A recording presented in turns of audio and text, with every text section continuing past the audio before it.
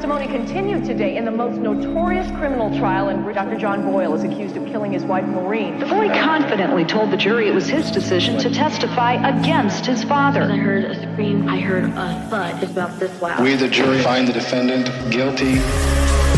I decided at an early age that our trauma should not be what defines us. It's what we choose to do with it that does. I'm here to share my unique perspective on true crime, mental health, society, and popular culture, and always with a slight sense of humor. I'm Collier Landry, and welcome to my show. Oh boy, check your messages, Collier. Check your mic, of course, because I muted it. There's always something going on. A Manhattan jury has cleared Daniel Penny of all charges. We're going to get into it right now. Always technical difficulties. They are doing construction right outside my door. Today, they're finally fixing my step. Our steps have been broken getting up to the apartment. They're finally fixing them. So hopefully y'all can hear me now. Karen, I did turn on my phone too, so I would get messages. She was trying to message me last night during our live, and I did not get the messages at all. Anyways, Mover Nation, good to be here. Daniel Penny acquitted by a Manhattan jury. We're going to get into that. Also, there is a suspect, a person of interest in Altoona, Pennsylvania, in the murder of UnitedHealthcare CEO Brian Thompson. As you know, there's been a nationwide manhunt going on. I don't even know if it's an international manhunt. We talked about it a little bit last night. Talked about it a lot last night. I'm very interested in that. So we'll get into that shortly. Or maybe we can even get into that now. But yes, there is a person of interest in Altoona, Pennsylvania.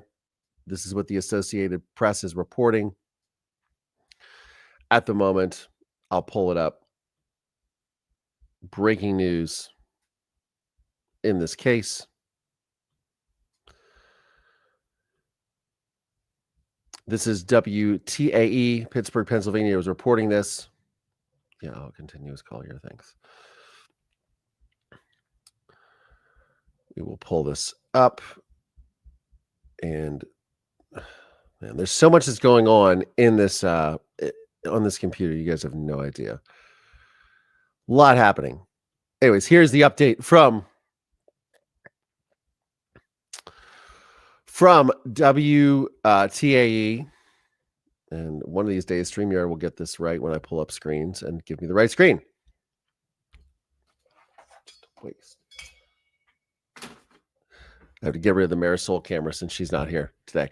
Mover Nation, what's going on? Wherever you may be and however you may be watching or listening, thanks for making me a part of your day. I usually say that spiel when I start the show, and of course I forgot because I got distracted.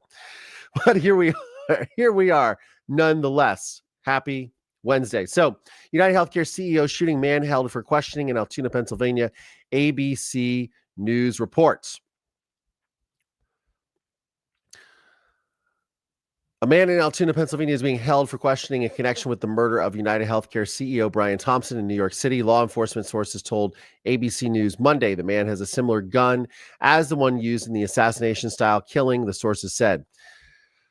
The New York Police Department is sending detectives to Altoona. The sources said Altoona is in central Pennsylvania, about 100 miles east of Pittsburgh. ABC News is reporting that the person had been being questioned in Altoona had walked into a McDonald's restaurant where a witness recognized him from images police have circulated. Altoona police were called and they came to get him. The person was found with a fake New Jersey driver's license, like the one NYPD has said the suspect used to check in at a Manhattan hostel. Wow. Police also recovered a computer and a gun. There you have it. That is the latest update on that situation. Getting back to the topic at hand, Daniel Penny has been acquitted by a Manhattan jury. On Friday, they had thrown out his the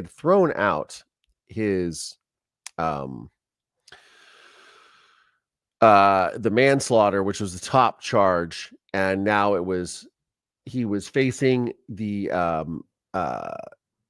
criminally negligent homicide, which is what he was up for today. We're going to get into that in a second. As well, I will pull up the article from the New York Post.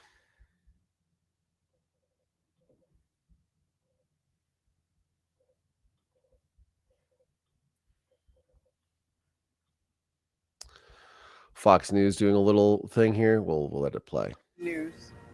The jury has reached a unanimous verdict in the case of Daniel Penny. He's been found not guilty on the charge of criminally negligent homicide. Now, remember what was at stake here. The jury could not agree on manslaughter.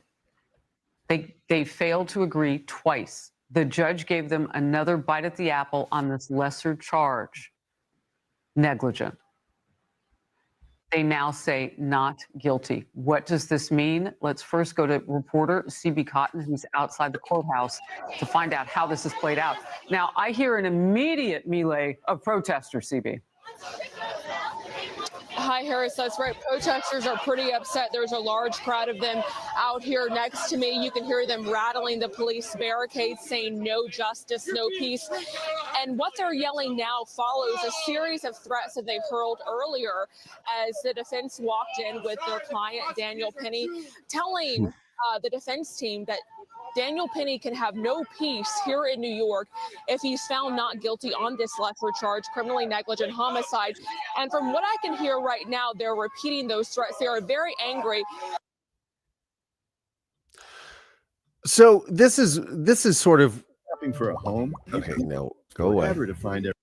This is what I find disturbing about all this is these protesters are now saying he will have no peace here in New York. We will go after him. The justice system has spoken. This is my biggest problem with all of this is the fact that we have a system that is put in place to protect our citizens. And again, I'm not a lawyer. I always say this. I'm not a lawyer. I'm not a psychologist. I do not work in law enforcement. I'm just a guy who's been through a lot of shit. But my particular perspective on this is the justice system has carried out justice. Now you're going to take it into your quote unquote own hands. Again, this is this vigilante style justice. This is what I was talking about last night when we were discussing UnitedHealthcare, the assassination of the UnitedHealthcare CEO, Brian Thompson. Again, this is, can you guys hear the saws outside my window, outside my door? This is something, again, if protesters are going after him saying, well, we are unsatisfied with the verdict, so therefore we are going to come after him. Why do we have a justice system in the United States then? This is my biggest problem. This is, again, you saw a lot with the Karen Reed trial, people who were coming out against Karen Reed and saying, if she isn't found guilty, we're going to make her life a living hell, or we believe this particular defendant is guilty, so therefore we're going to make their life a living hell leading up to this, or when they are acquitted, you see the same. You see this thing, and you saw this a lot. You saw this most probably prominently in the O.J. Simpson trial, when people would come up and say to him in restaurants and harass him, and he was acquitted of the murders, right? And there's a lot of nuance to a lot of this stuff. Obviously, there's a lot of gray area that falls into this. But my opinion is again, you're going to come after somebody who was just acquitted for murder charges by a jury of his peers. They threw out the most extreme charge against him, the highest charge against him, and now they're discussing. Now they found him not guilty of the lesser charges, which I find also interesting in this entire situation, because there were, if you look back to the murder of George Floyd and Derek Chauvin, the other police officers were also charged in that. And again, I am not a fan of Derek Chauvin, and I'm someone who believes in the justice system. I think when somebody takes the justice into their own hands, I think what Derek Chauvin did was reprehensible. Obviously was found guilty by a jury of his peers. But it was interesting how the other officers were charged in that case. However, the other people who were holding this gentleman down, this Jordan Neely, were not charged in this case. It was only Daniel Penny, a Marine who served his country, who protected people in the subway. So I do find that a little interesting that was actually a thing, that they were not charged because they were holding him down. So, yeah, anyways. And again, we should also be holding our law enforcement responsible. I see some people weighing in on the George Floyd thing. Again, there's a law enforcement should be held to a higher standard than other just regular citizens. So Again, I think there was a lot there. I will not relitigate or go into the case against Derek Chauvin or George Floyd, because I have no interest in that. That happened. That was a very tragic circumstance for all involved, and we'll move on. But this particular case of Daniel Penny, I found very interesting because those other individuals were not charged. So something to think about. I'm going to go into the article here. We'll read everything. Man, they are making a lot of noise outside. A Manhattan jury has cleared Daniel Penny of criminal wrongdoing in the chokehold death of Jordan Neely on a crowded subway. A caught-on-video killing that sparked fierce debate over the city's mental health system and crime underground. Again, this is something that I feel very strongly about, the mental health system failing individuals like Jordan Neely, for example, failing people in this system who are not receiving treatment or then acting out in ways against other citizens and threatening them. That is not good. Look, I live in Santa Monica, California. We have a very large homeless population here. I would say the majority of them that I've encountered have been normal and non-threatening. But you can see that there's a lot of rampant substance use disorder and abuse and things like that, that makes these people act out of sorts, if you will. Again, and I think also the stress of being homeless or unhoused also creates issues as well. So it's something to think about in a lot of ways, because how the mental health system is failing these individuals. I don't believe Jordan Neely was homeless. I don't believe so, but I don't know much about his background. But the mental health system failing individuals and then they act out in certain ways is a big problem. Is a big problem. Is a big problem. Anyways, you can't hear the noise. It's good to know Cat loves cow skills. By the way, guys, please smash that like button. Let's go to a poll really fast here on this. Let's create a poll. Do you guys think justice was served? Nope, not a Q&A. I want to start a poll. Do you think justice was served in this case? Start a poll. Let you guys weigh in. Please, by the way, guys, smash that like button. 90 people here on the live, 39 likes. Let's get them up there. I'll even like my own stream. 45 likes. I love that. Thank you so much. I'm even going to throw some Marisol stickers in here. Also, by the way, if you guys are looking for ways to support the program, we do have Venmo and Cash App and PayPal. There are links in the description of the show notes of today's episode. We also are offering, because the holiday season is upon us, you can use our Amazon Associates link, which is amazon.com/shop/Collier Landry.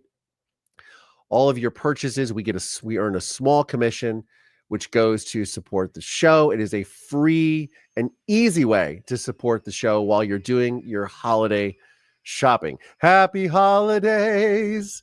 Happy holidays. I keep saying we're going to do some Christmas carols. Happy holidays to you. I used to work retail during the holidays when I would come back from music school. I worked at a department store called Jacobson's. I don't know if anyone is familiar with Jacobson's, but Jacobson's was a line of department stores.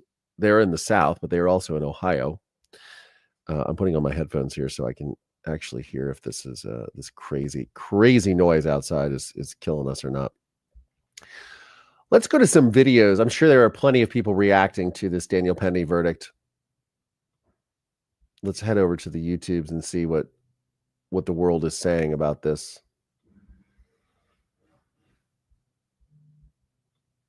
Oh, and I also turned off my my ringer, but now the vibrator, now it's vibrating, so it's letting me know that things are happening.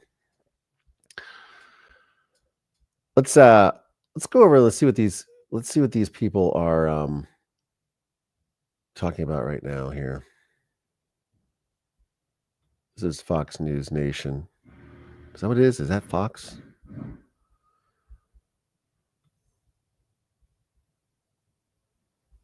Let's see.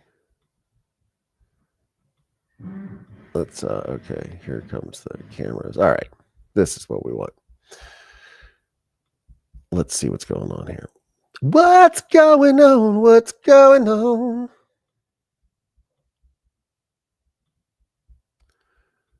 Also, let's have throw a little music underneath this just to help with the copyright stuff. There we go. That's not too bad. All right. There's all kinds of tricks you guys got to do on YouTube if you want to. Man, I'm so glad you guys can't hear this noise because it is just insane outside my door. We are just getting some news into the Daniel Penny trial. Remember, the jury had to come back for that second count, and we are now learning that Daniel Penny has been acquitted in his New York City trial here. So this is news that is just breaking right now. We learned, of course, that the jury was coming back. The Manhattan jurors weighing the fate of Marine veteran Daniel. This was an hour ago, by the way. Returning to court today, but only they were considering the lesser charge against him after a judge controversially tossed the more serious charge and avoided a mistrial. Remember, all of that really happening on Friday. There was a lot of back and forth, and then the jury just could not come to a decision on that first charge, the big charge against Daniel Penny. And so the court then brought that charge down. So the jury did not have to weigh that option anymore. But now they came back today in the jury acquitting Daniel Penny in this case. The jury previously had been instructed to deliberate the lesser charge of criminally negligent homicide only if they found Penny not guilty of manslaughter for some reason other than a lack of justification. Manslaughter is the second degree is dismissed, the judge told the jurors before sending them home on Friday. What that means is you are now free to consider count 2. Whether that makes any difference, I have no idea, she said there on Friday. Now everything changing, and right now we do have some live looks right here outside of the courthouse. We are going to probably be seeing Daniel Penny pretty soon here. Maybe his lawyers will be speaking. On Friday, we did see some people speaking out, especially from Black Lives Matter, who were very, very upset on Friday evening. And all right, so I don't know, can we hear that noise? No, I guess we can't hear the noise. So obviously people very upset. This is a very emotionally polarizing topic for a lot of people. But again, people vowing, I don't quite really understand all of this.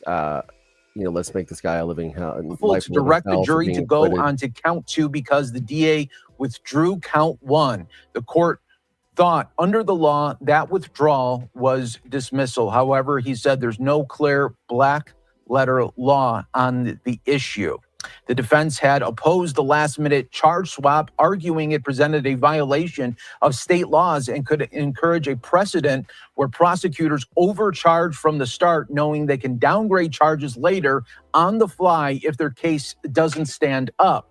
The risk here of a coercive verdict or a compromised verdict. New York is clear that compromised verdicts are discouraged. Penny's lawyers told the judge it would force them into what would be manufactured as to a lesser count of criminal negligence.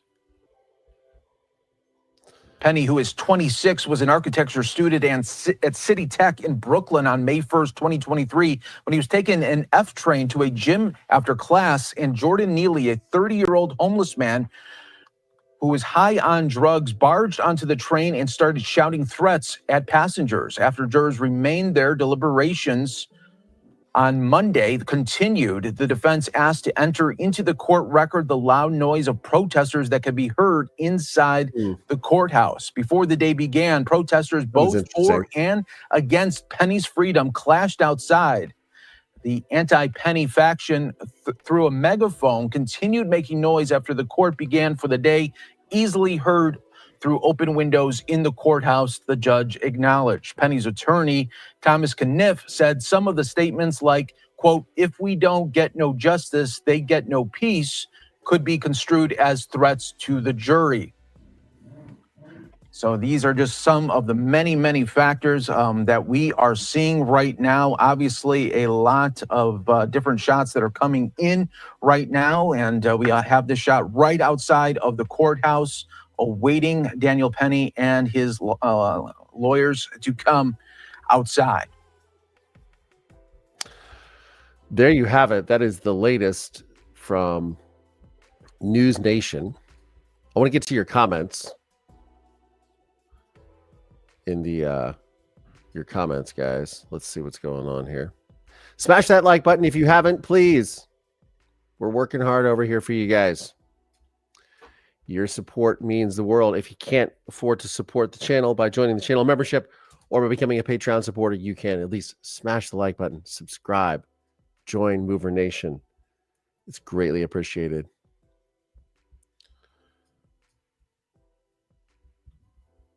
Ali B says, I wouldn't want some guy to put me in a hole that ultimately kills me when he could have sat on my butt. Or many other things that could hold me there. Yeah, I don't know. Again, these are people. Again, if you're not in the situation either, it is very difficult. It is very difficult to see, to argue both sides of this, because you have some people who are, obviously in the Jordan Neely camp, and some people who are in the Daniel Penny camp, which makes this a very charged case. I want to jump into there's discussion here, as we've said, about an update in the case of the shooting in UnitedHealthcare CEO Brian Thompson. And I'm going to cut to, let's see if there's some breaking news on that as well.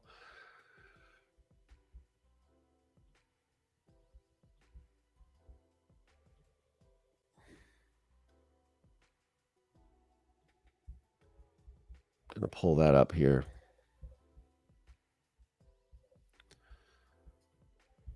In 1 second here, guys. Let's see.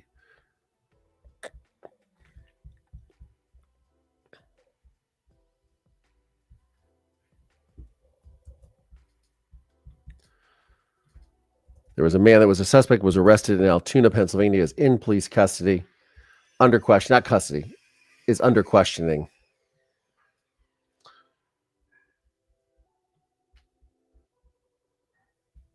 And we are going to see what the latest is with that.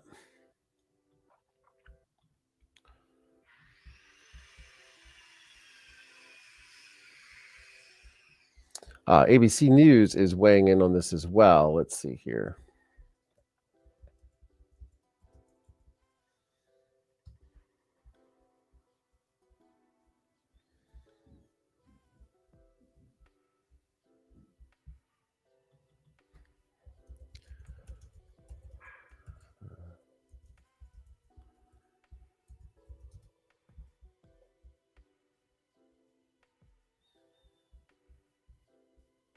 Well, maybe not. Let us see what is happening here. I'm trying to find some breaking news on this, but apparently there is not.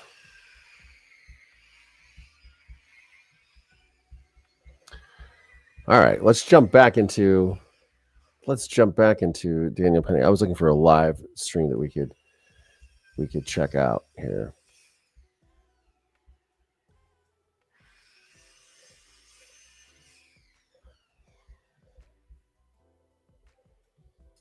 This is more on the not guilty verdict. Finally reaching this verdict, Daniel Penny found not guilty on all. There you can hear the protesters in the background. The more severe charge of second-degree manslaughter, which carried a 15-year maximum sentence after the jury was unable to reach that unanimous verdict on that count. Now, a jury of 12 New Yorkers been locked down in that courtroom, like we said, for 5 days. It was 24 hours of deliberations. Good morning, JBZ. Trying to get to that first count. Once the judge dismissed that first count, they went to the second count. And that's when they finally got this decision where he was found not guilty of criminally negligent homicide. And that was shortly after they started deliberating this morning. They came in just after 10 a.m. this morning. They were inside for a little over an hour. There was some back and forth between the defense and the judge. When the defense came out, they came up to... And see, that's when you look at the video that they were showing. This is again what I do not understand is why the other individuals were not also charged. That's what I don't quite understand. I have a hard time understanding that why the others were not charged in this. It was just Daniel Penny. You would think that would have happened exactly with the case of Derek Chauvin, completely different case, police officer, but all of those officers face justice. I mean, they're all incarcerated, by the way.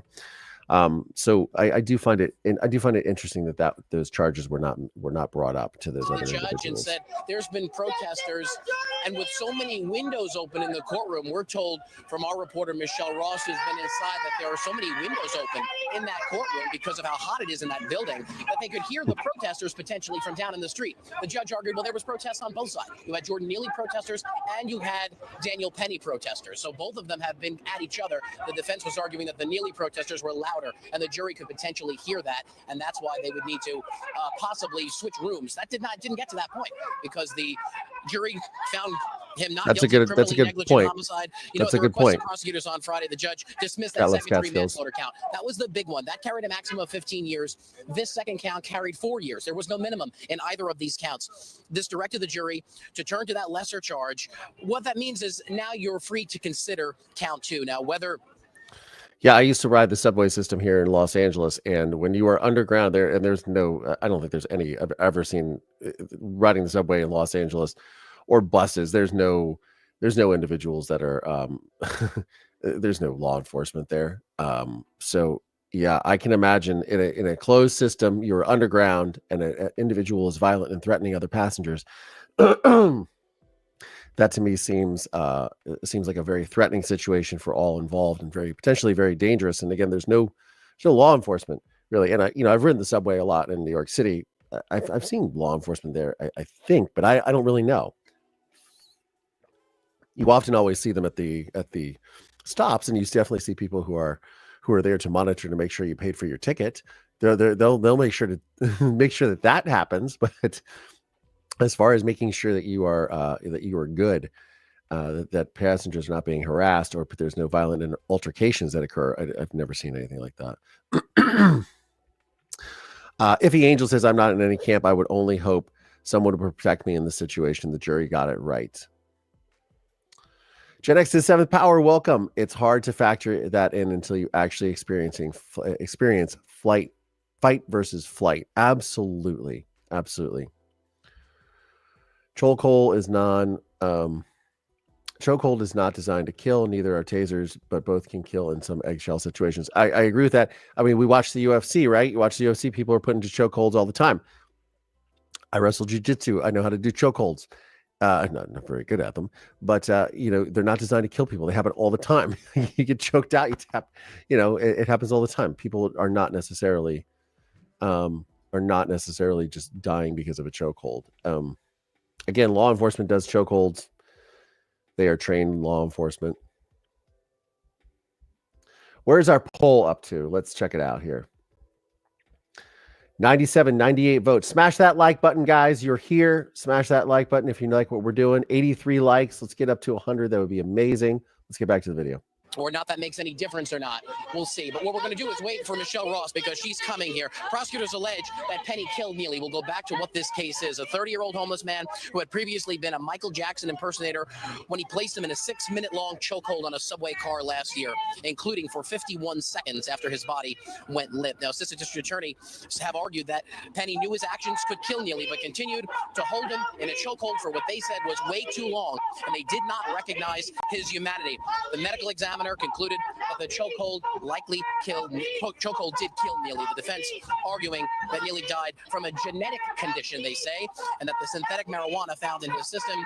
The jury saying they did not believe that. The defense attorney telling jurors that Penny acted to save subway passengers from a violent and desperate, that's a quote here, Neely, who was acting erratically and, quote, scared the living daylights out of everybody. But they were arguing that Neely was fighting back, and Penny continued to hold on because he feared he could break free, but he did not intend to kill Neely. We're waiting now for Michelle Ross to come out. The reporters are being forced to leave the courtroom. Right now we have a bunch of protesters who are yelling at us, pro-Neely protesters, as we report to you this afternoon, telling us to report something different than what was said inside that courtroom today. We're going to send it back to you, Bianca, just to ensure that they don't come through the barricades here. Yeah, obviously you can tell that this is a high-stress situation as millions of people have been watching this and watching the outcome of this. As you heard Richard Giacobbe say there, Daniel Penny not guilty in the Jordan Neely subway chokehold death. We've been waiting for Michelle Ross, who's been covering this nonstop. We are waiting to speak to a couple of legal experts as well, just to break down what this means, what it meant on Friday, what it means today, as there's going to be some fallout from this following the not guilty verdict. Michelle Ross, again, was inside that courtroom when that verdict was read, and she has been at that courthouse over the past couple of days in Lower Manhattan following this. So again, we're going to be going back over this as the jury finds Daniel Penny not guilty in this NYC chokehold subway death. As you can tell, a lot of people outside of that courthouse upset, visibly angered, as you can hear the yelling and whatnot behind Richard Giacobbe. It's been an issue as many people were wondering what was going to be the outcome of this case. We have a couple of people on standby, so we have our team ready to speak more about this and give you a bit more insight on this. We have Lisa in our newsroom right now, Lisa Evers, who has been covering this nonstop as well. Lisa, as you heard, a lot of people on Daniel Penny's side, a lot of people against this, and you can see visibly upset. You can hear those audible yells for him, against him. But what is your take on this as we have been waiting for the outcome from this trial? Well, Bianca, it was very clear, even from the very beginning of this case at jury selection, when I was down there at 100 Center Street at Manhattan Criminal Court, that there's few cases that have polarized people as much as this one in recent years. And all of the issues that were touched on here are issues that New Yorkers and subway riders in particular. Clearly, they were not paying attention to the Karen Reed case. Speaking of polarization,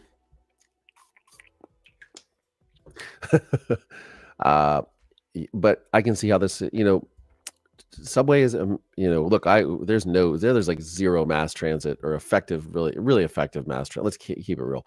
There's zero effective mass transit here in the city of Los Angeles, but for everyone that lives in New York, pretty much everyone I know takes the subway.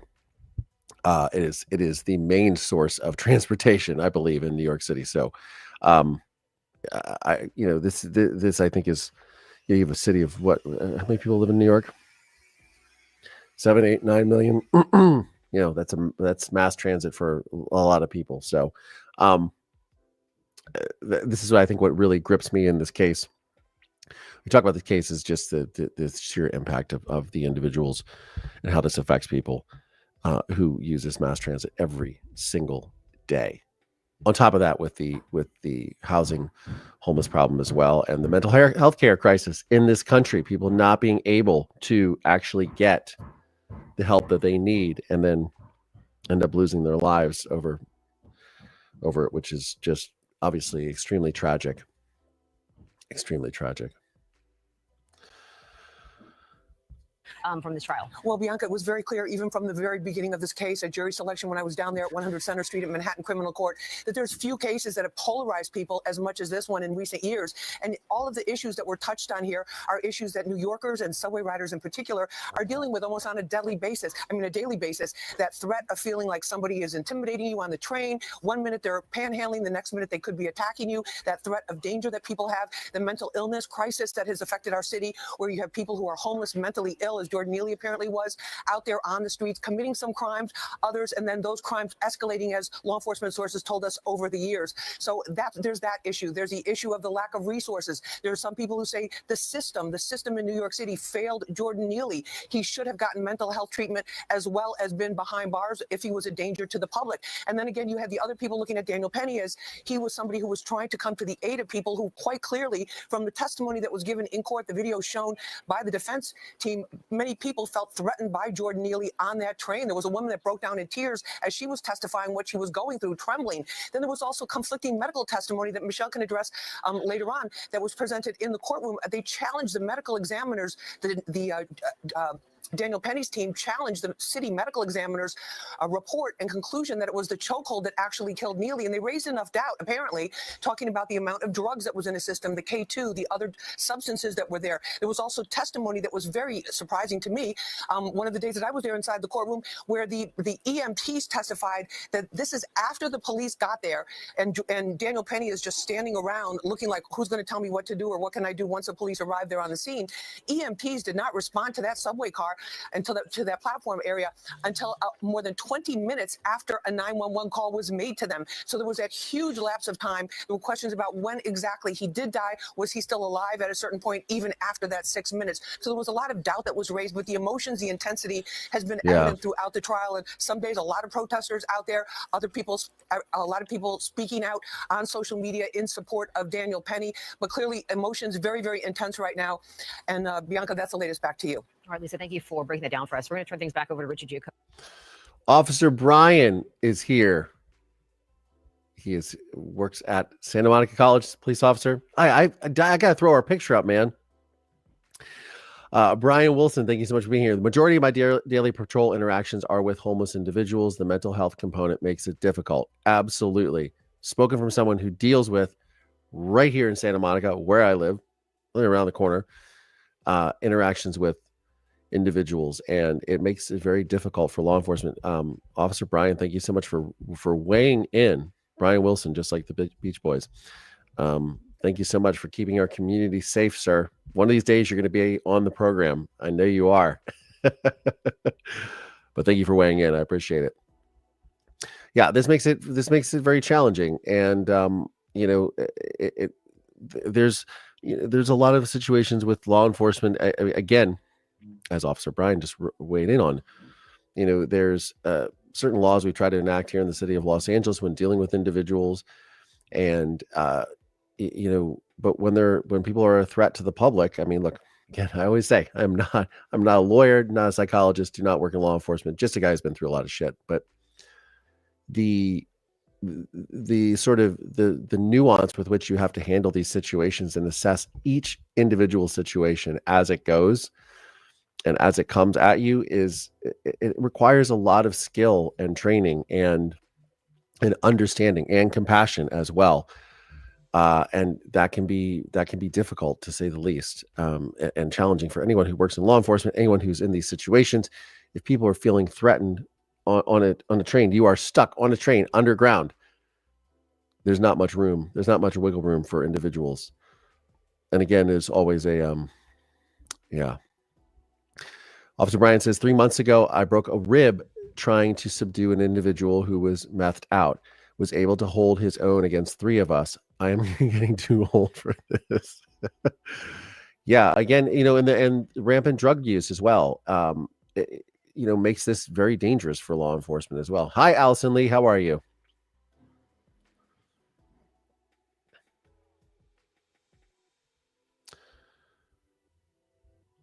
So thank you for weighing in, Officer Brian. I broke a rib. I mean, geez.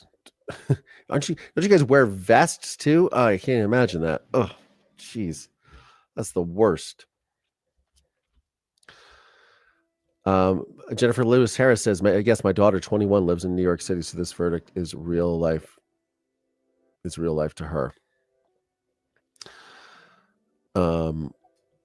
Yeah, and again, you have to. This is the challenge for law enforcement, I think, in these types of situations. You have to. And again, Daniel Penny is not a law enforcement officer. This is an individual who took matters into his own hands to try to help the public, with two other individuals who also subdued Mr. Neely, who were holding him down while he was in the chokehold.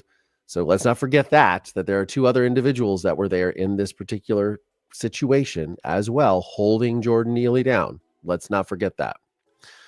But you have this, you have a delicate situation where you have to balance the greater good of the public with the individual, right? So if this person is a menace to the people who were on the train or threatening to cause injury or harm to other individuals, but then you have the opportunity to subdue the individual or to arrest the individual or to chokehold the individual. Like, these are the types of decisions that law enforcement always has to consistently make in the moment. And again, Daniel Penny is not a law enforcement officer, but this is something to think about in a lot of ways. And as we talk about policing activity in the United States and things of that nature, there's always this delicate balance that occurs in situations where law enforcement are faced to not only take care of their own lives, but protect the lives of the public, but also protect the lives of the individual who is the perpetrator.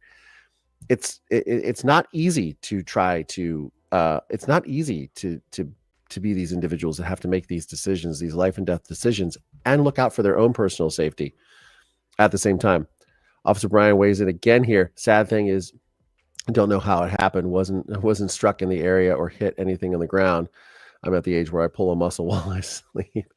Officer Brian out there doing the good work here at Santa Monica College PD, keeping us safe. And he was telling us earlier he injured a rib while trying to subdue an individual who was homeless, who was on drugs, on meth.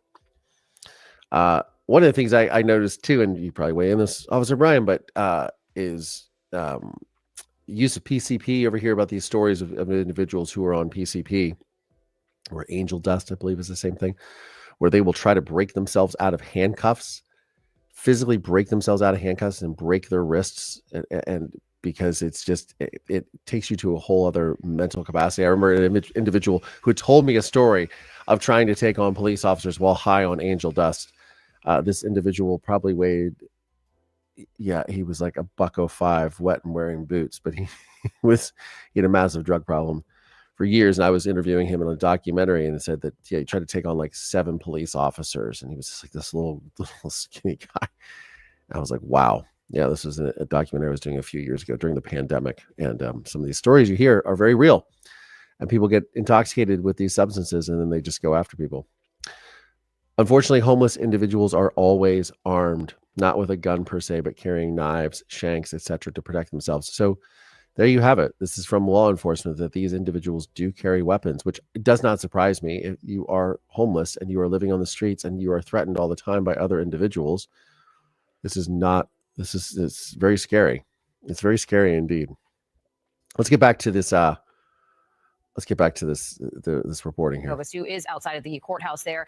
Richard, I understand that you are chatting with a retired judge there. What is his take on this not guilty verdict right now?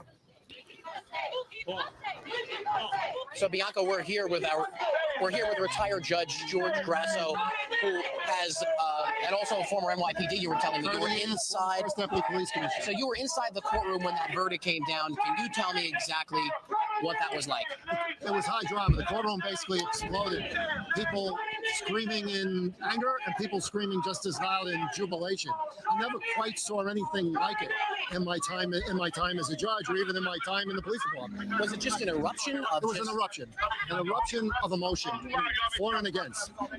Yeah. So describe that moment to me, because for as long as you've been a judge, for you to say this is the most emotion you've ever seen in the courtroom, spontaneously, in the moment of the verdict, I think it certainly caught me by surprise, because since there was a hung jury on the more serious manslaughter charge on Friday, it seemed to me that would happen today would either be a hung jury on criminally negligent homicide, or if there was going to be a unanimous jury, that it would be unanimous for guilty, just because of the logic. Yeah. But I guess jurors must have searched their consciences over the weekend and gave this some really hard thought. I frankly think they made the right decision. I think it was a travesty of justice that this case was brought to trial to begin with. I know there were people who got loud protesters next to me, but Mr. Penny was a good actor by every account. He was a good Samaritan. He put his life on the line to defend others, and it's a tragedy what happened to Mr. Neely. I don't think we're. Are you on us right now? Okay, so I want to continue on, Judge, just for 1 second.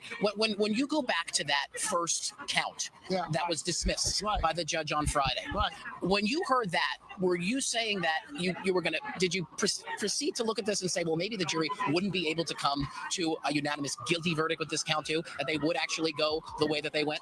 Like a hung jury on count two? Yes. You did? Yeah. Okay. I thought it was either going to be that, or maybe they would come in guilty on count two, because it was hard for me to wrap my head around any juror who originally was thinking the defendant was guilty on the more serious would turn around and acquit on the less serious. But this is a tricky case. Yeah. It's a tricky case. It's a case where both...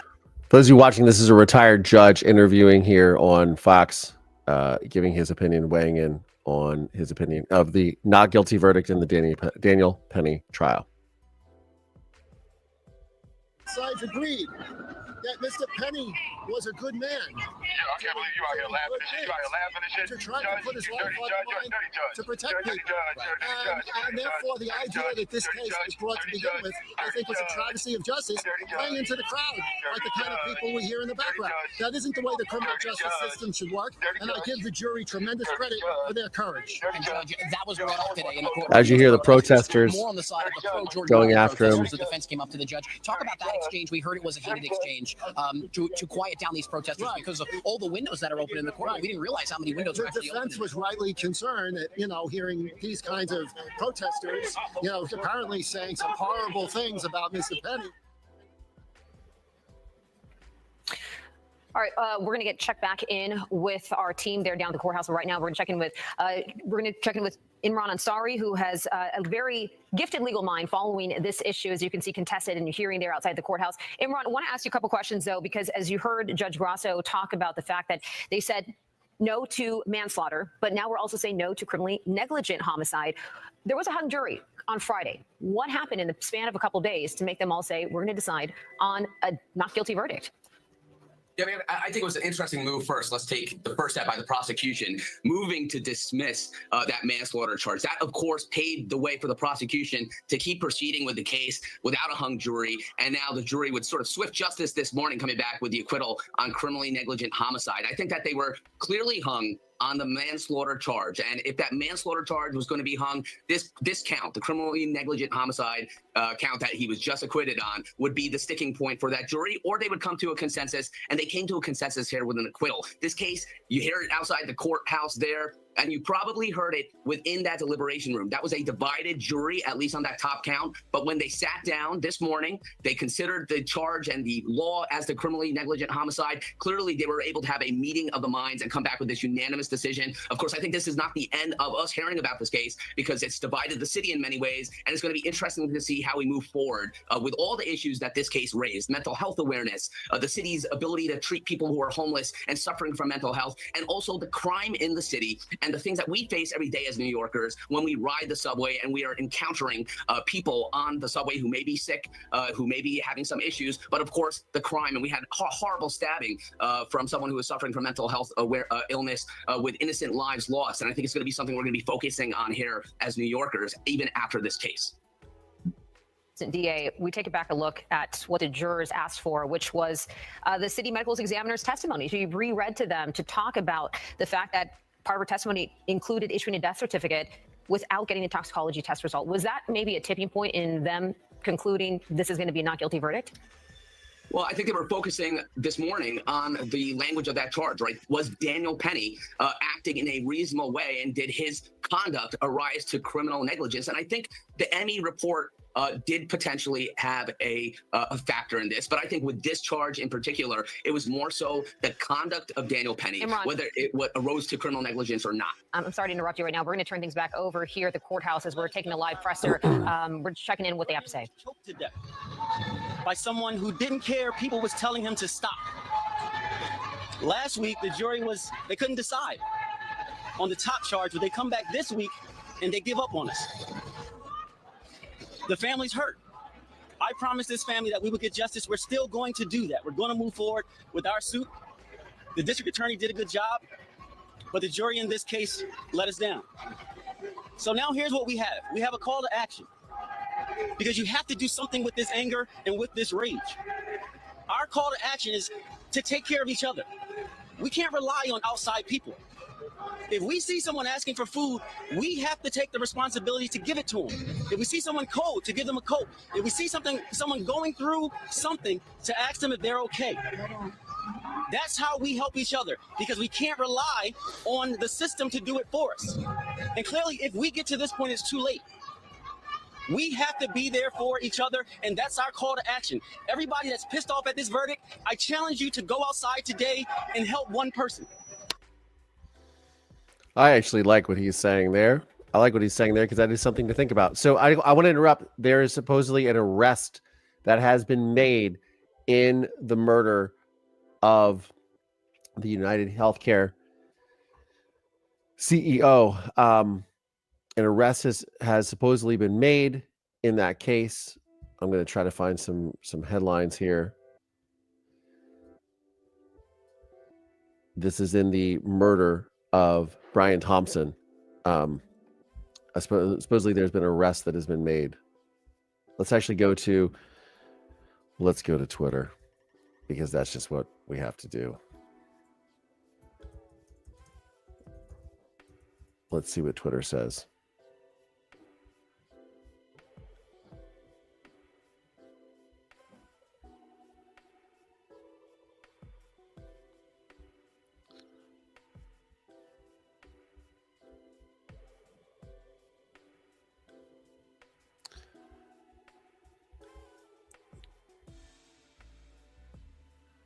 Okay, so this is just a couple of minutes ago here.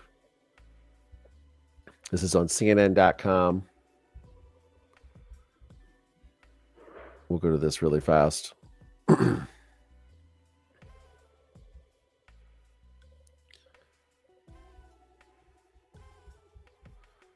Kill this background music here. Police question man with gun, suppressor, and fake IDs in Pennsylvania in connection with healthcare CEO killing. Nope. Oh, sorry, guys. Sorry about the ads. You all know how this works. And Blue Planet, the reason why they're on my thing is because I'm working with their company. So their stuff pops up. CNN, a man is being questioned in the fatal shooting nearly a week ago of UnitedHealthcare CEO in New York after he was found on Monday in Pennsylvania with a gun and a suppressor like those used in the homicide. Law enforcement officials briefed the situation to tell CNN he has been arrested on charges tied to the gun. The law enforcement said 26-year-old was picked up at McDonald's in Altoona after an employee thought he resembled the man in New York. Police in New York Police Department photos and called police. The officials said he also had fake IDs, including one the New York PD believes was used as a suspect in New York.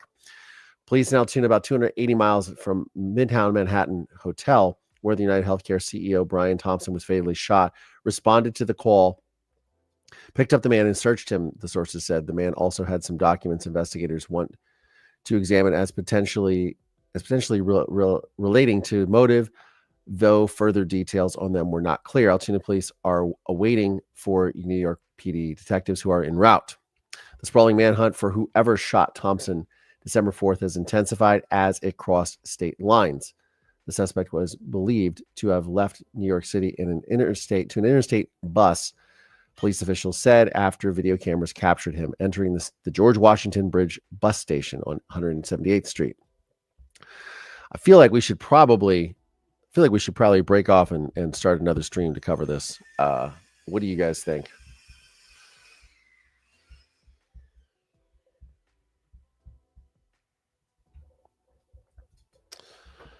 What do you guys think? Maybe we'll break off and we'll start a new stream here. We'll get back to this. We'll finish out our listening to these individuals here who are discussing the verdict of Daniel Penny.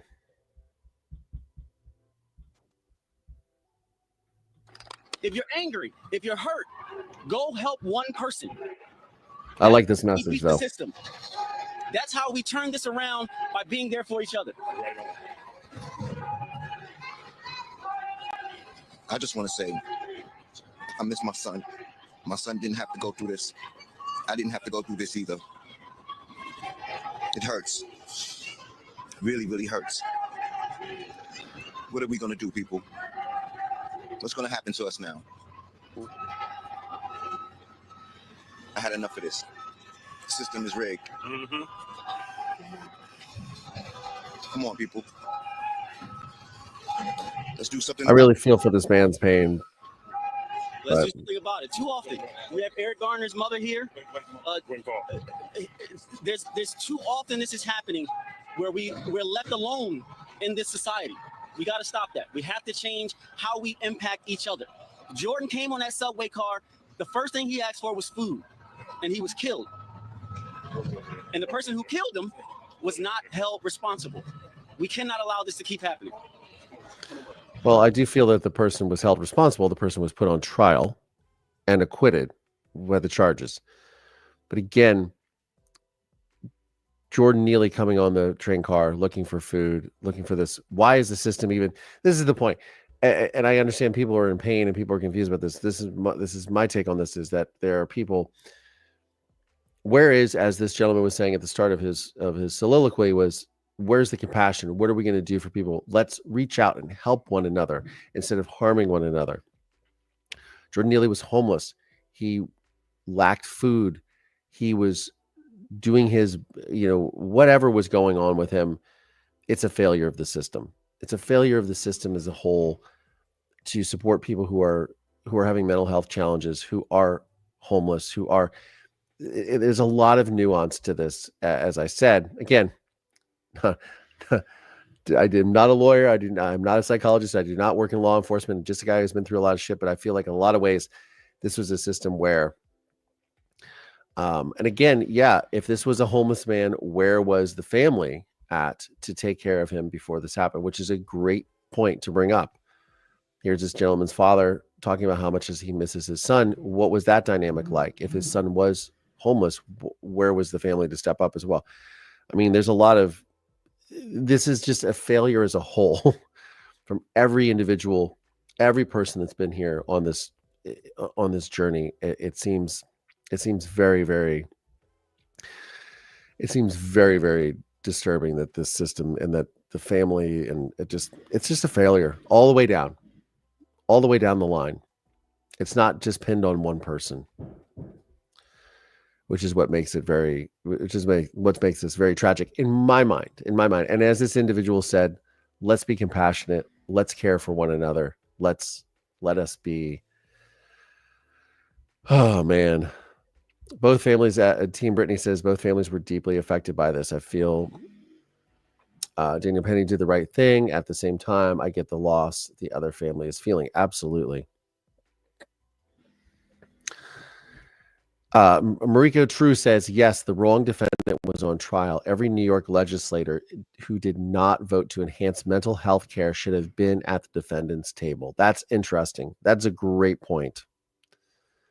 That is a great point. Amber Winnell, welcome. I'm here. Sorry, I was fixing my father-in-law's birthday cake. Well, welcome. Birthday cake. Happy birthday to your father-in-law.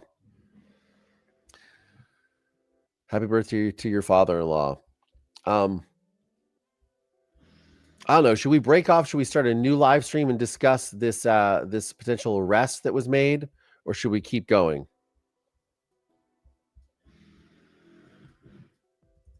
Oh, no.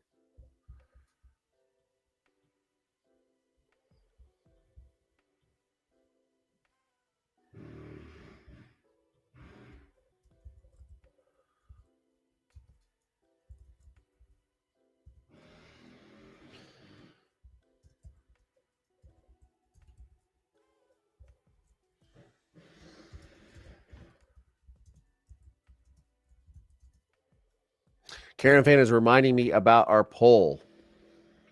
The poll is up to, do you think justice was served in this case?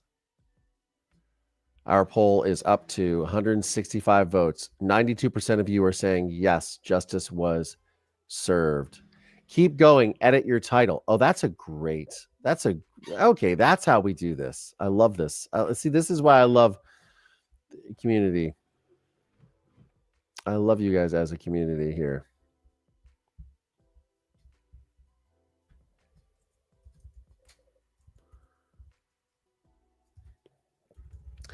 We will change this to United Health.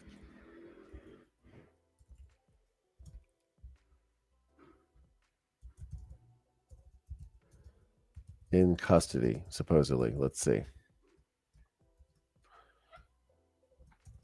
This is what I'm told. All right, adjusted the title.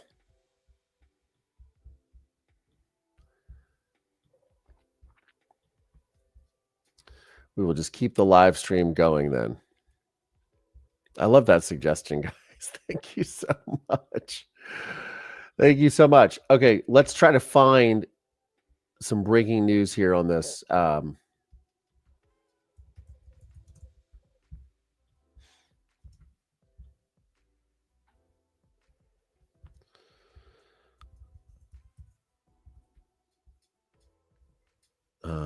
I'm not seeing anything here.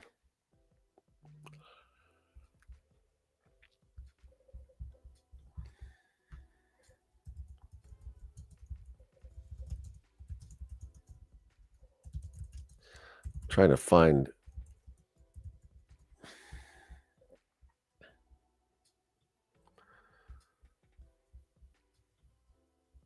Let's see here.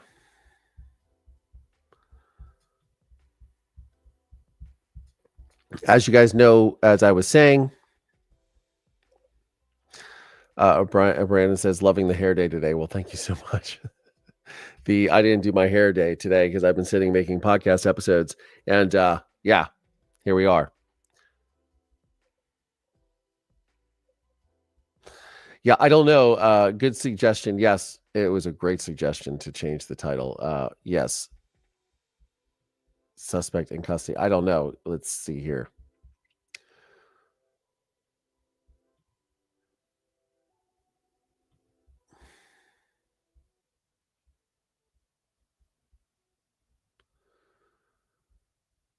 Okay, here we go. All right, here's some stuff. Okay, here are the live updates from Legacy Media, CNN.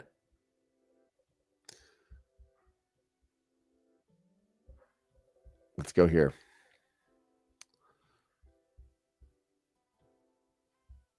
Okay.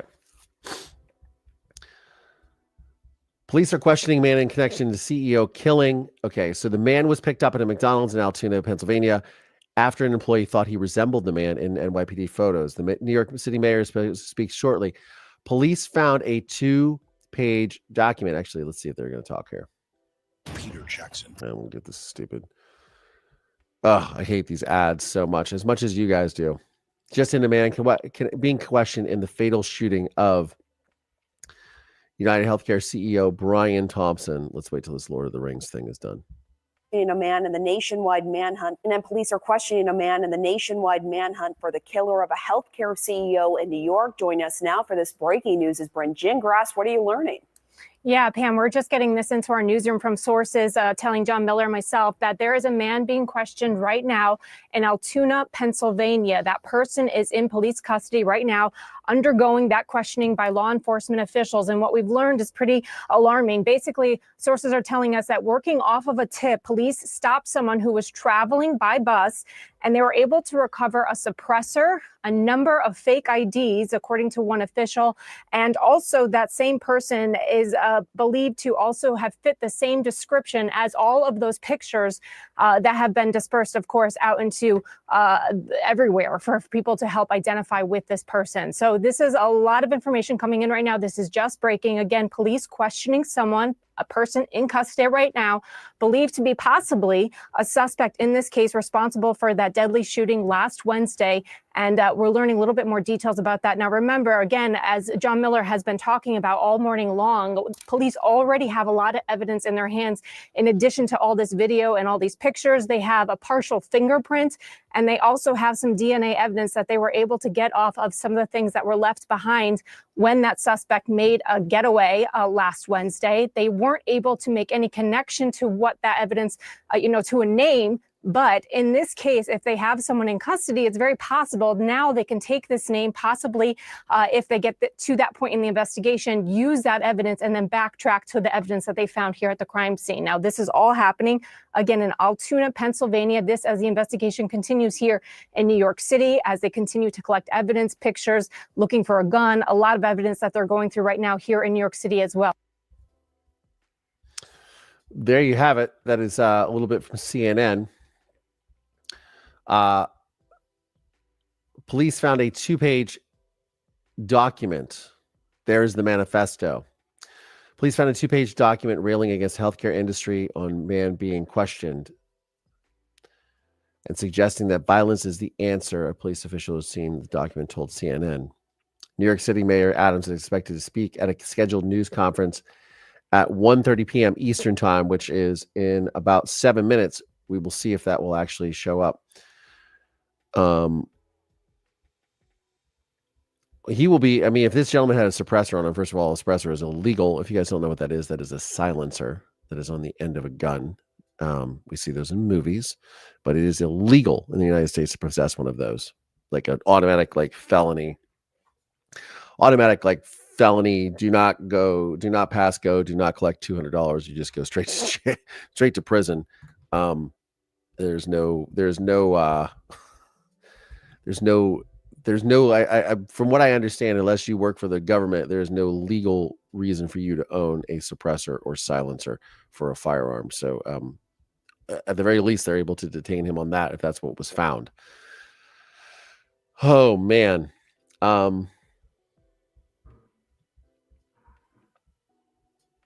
So they will get him at least on that. They will get this individual at least on that. I'm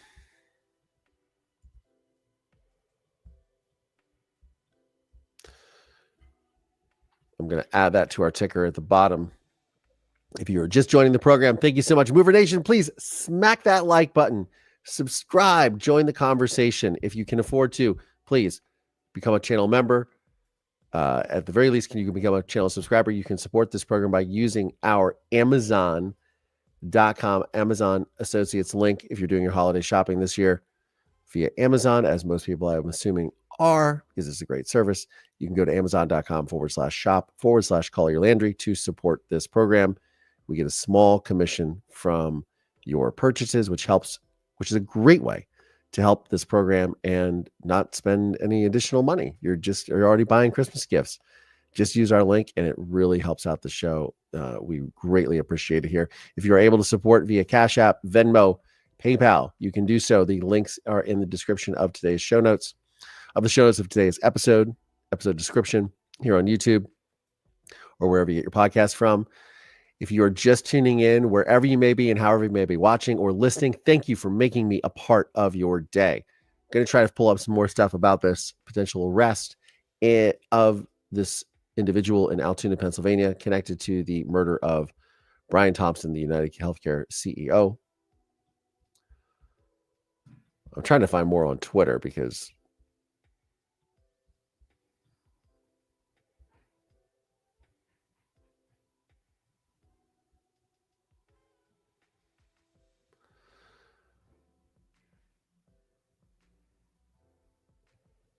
the suspected shooter, I don't know if this is true or not,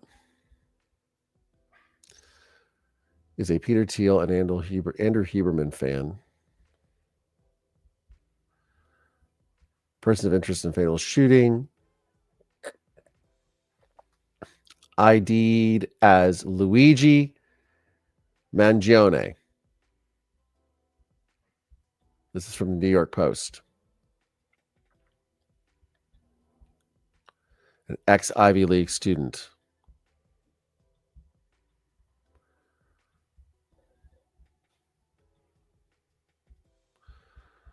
All right, this is the person of interest here. Exclusive, the New York Post is reporting. Person of interest in the fatal shooting of UnitedHealthcare CEO Brian Thompson, ID'd as Luigi Mangione, an ex-Ivy League student. Person of interest identified in the killing of UnitedHealthcare CEO Brian Thompson is an anti-capitalist former Ivy League student who liked online quotes from Unabomber Ted Kaczynski raging against the country's medical community. Raging against the country's medical community. Tech whiz Luigi Mangione, 26, of Townsend, Maryland, which is where my mother is buried, by the way. She's buried outside Townsend, Maryland, was taken into custody Monday morning at a McDonald's in Altoona, Pennsylvania, after an intense manhunt following the cold-blooded execution of Thompson outside a Manhattan hotel last week, sources said. He has not been charged.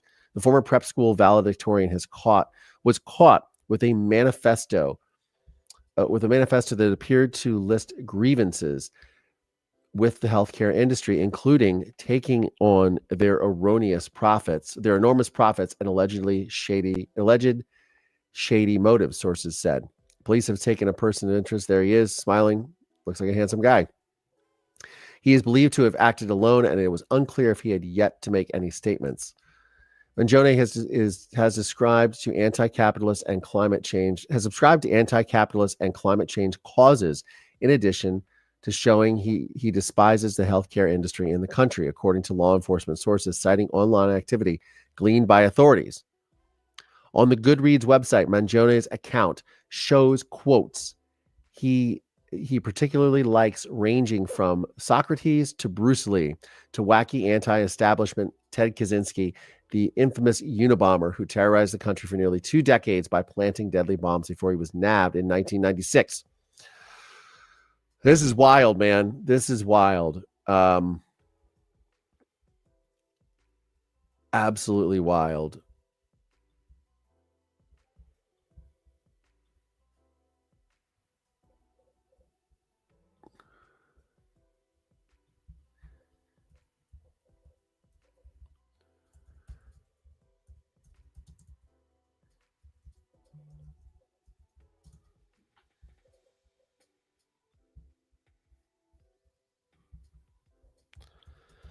Luigi Mangione has been ID'd.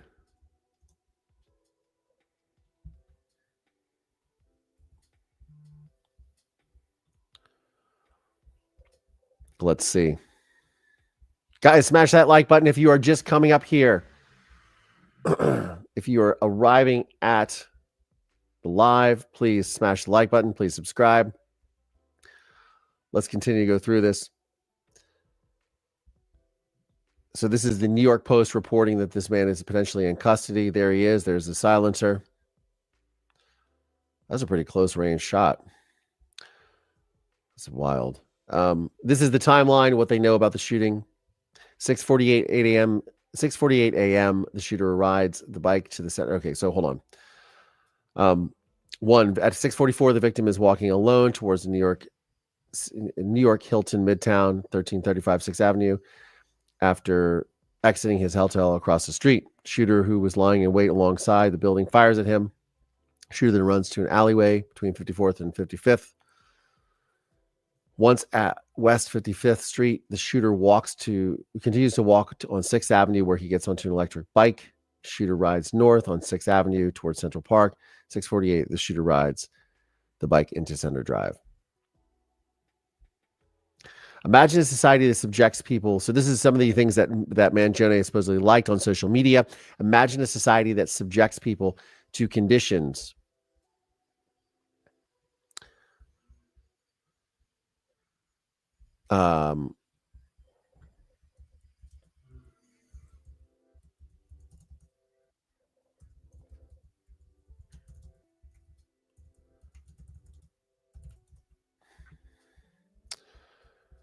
keep everybody on. Imagine a society that subjects people to conditions that make them terribly unhappy, then gives them the drugs to take away their unhappiness, Kaczynski wrote at one point in a quote liked by Mangione. Science fiction is already happening to some extent in our own society. Instead of removing the conditions that make people depressed, modern society gives them antidepressant drugs.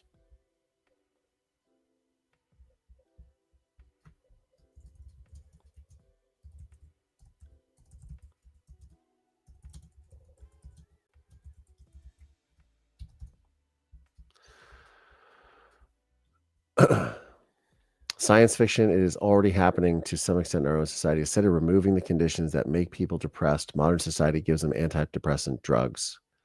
In effect, antidepressants are a means of modifying an individual's internal state in such a way as to enable him to tolerate social conditions that he would otherwise find intolerable. Mangione was valedictorian of his 2016 high school graduating class at the Gilman School in Baltimore, where he played soccer, according to online sites. High school tuition at the all-boys school is nearly $40,000 a year. He said at the time of graduation that he planned to seek a degree in artificial intelligence focused on the areas of computer science and cognitive science at the University of Pennsylvania, according to an interview with the Baltimore Fishbowl.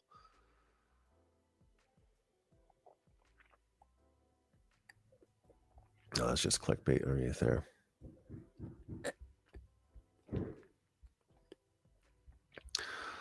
Hopefully y'all will join. Person of interest, you're just joining, a person of interest has been detained in the UnitedHealthcare CEO shooting of Brian Thompson. He's been identified as Luigi Mangione from Towson, Maryland. All right, here we go. I am over these guys. Hey, Harris. Well, we never know exactly how quickly these things are going to move. All morning, I've been in Central Park as these dive teams have been doing everything they can to find what I was told was the weapon because they couldn't track it down. Now, investigators and NYPD police sources, Harris, telling Fox News that they believe they found a man who matches that same description of the gunman who killed that CEO in Midtown Manhattan.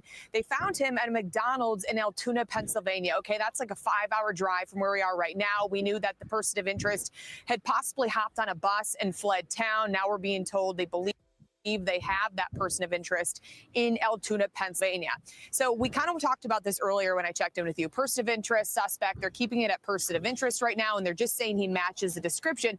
But not only does he match the description for people watching at home, he also, according to investigative sources who are telling Fox News, he had the weapon they believe was used in this murder in his pocket. So this is what happens, I'm told, from police, and it's still developing. This is just person's wild. At this McDonald's in Altoona. We've been putting these pictures out all across the country because it's been a nationwide manhunt. So they've been asking people, do you recognize this man in the photo? We want to talk to him. We think he was linked to this ongoing investigation. Well, somebody, Harris, said that McDonald's in Pennsylvania recognized him, called it into local police, and here we are right now. So if this ends up panning out and they are going to question this guy in Pennsylvania, we could have a huge break in this case. This comes as that CEO is having a private funeral right now in Minneapolis area where he was from. He was just in town for business where he was gunned down.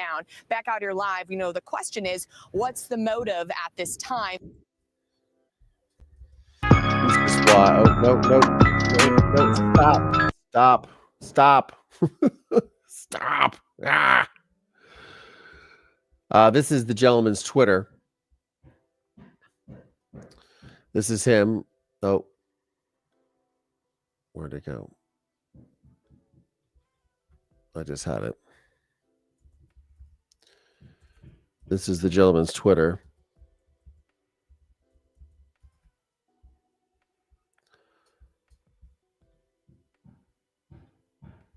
This is his Twitter. And I logged off.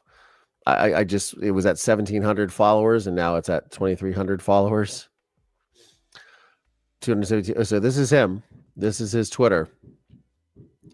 Honolulu, Hawaii. I mean, good-looking guy. He's in great shape. There he is this is something that I'll just never understand why people just take these violent routes. I mean, this is a 26-year-old. And again, let me be very, very clear. I do not work in law enforcement. I am not a lawyer. I am not a psychologist. I am just a guy who's been through a lot of shit. I'm not analyzing. Do not listen to me for legal advice. And all defendants are presumed innocent or innocent until proven guilty in a court of law. However, suspect in custody, Luigi Mangione, a Penn student, comes from a good family, went to a $40,000 a year high school in Towson, Maryland, comes from a good family.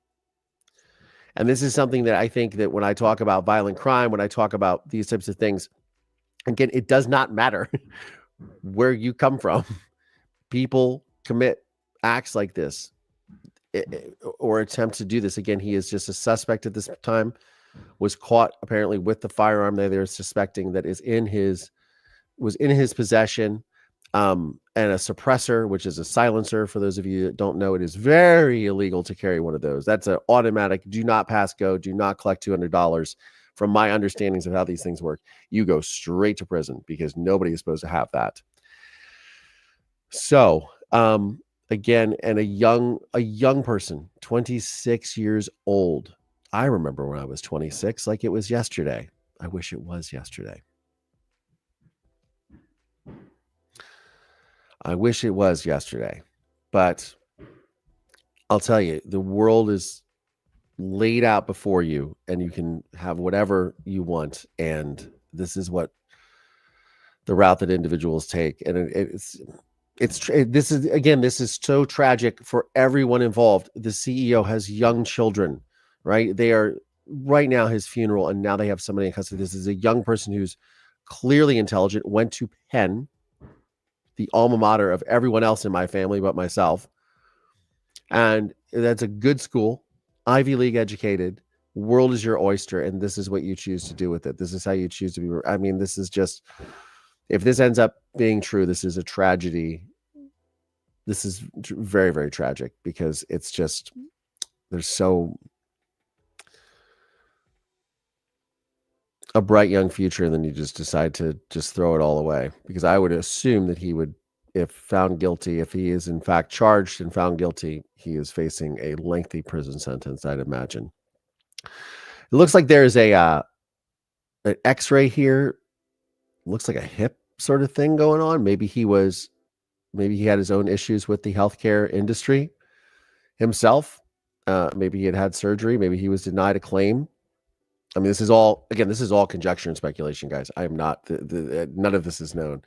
Obviously a fan of Andrew Huberman, who I occasionally see at my gym. Here he is reposting. Here's a great summary of the anxious generation in tweets. Thank you.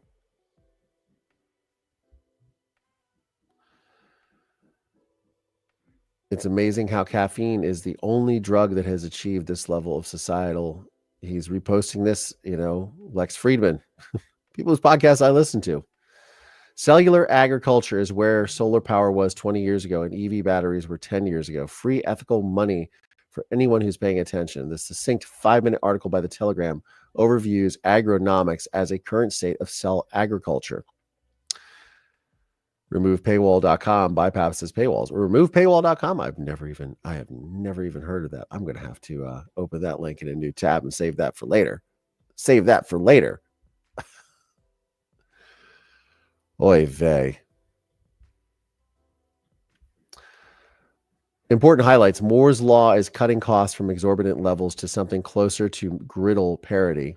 At lightning speed, it is a fair bet that Cell AG will become the next NASDAQ darling as investors tire of the AI boom. So he's offering market advice. Again, this is Luigi Mangione, who has been identified as a suspect, whose Twitter following has doubled in the last 10 minutes. Yeah.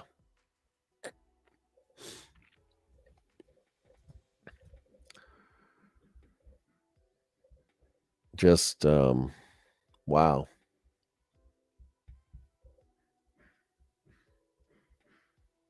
That's just wild, man. It's wild how this stuff just circulates so quickly around the internet.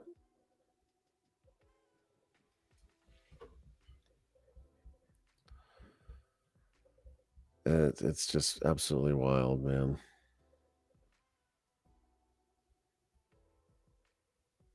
Just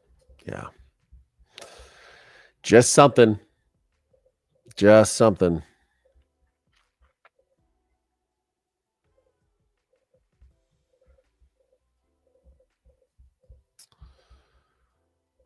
Trying to export it here to put on a thumbnail. If you guys are enjoying this stream, please smash that like button. Please consider supporting the show if you feel so inclined. Caleb's Catskills, did you drop a super sticker? Thank you so much for dropping one this morning. I appreciate that so much. Thank you. Thank you for the super sticker. Greatly appreciate that. Where are our likes up to, guys?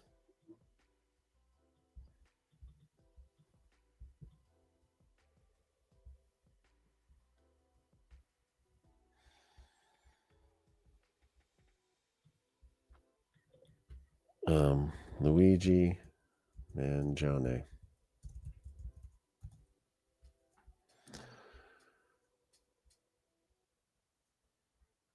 All right, here we go.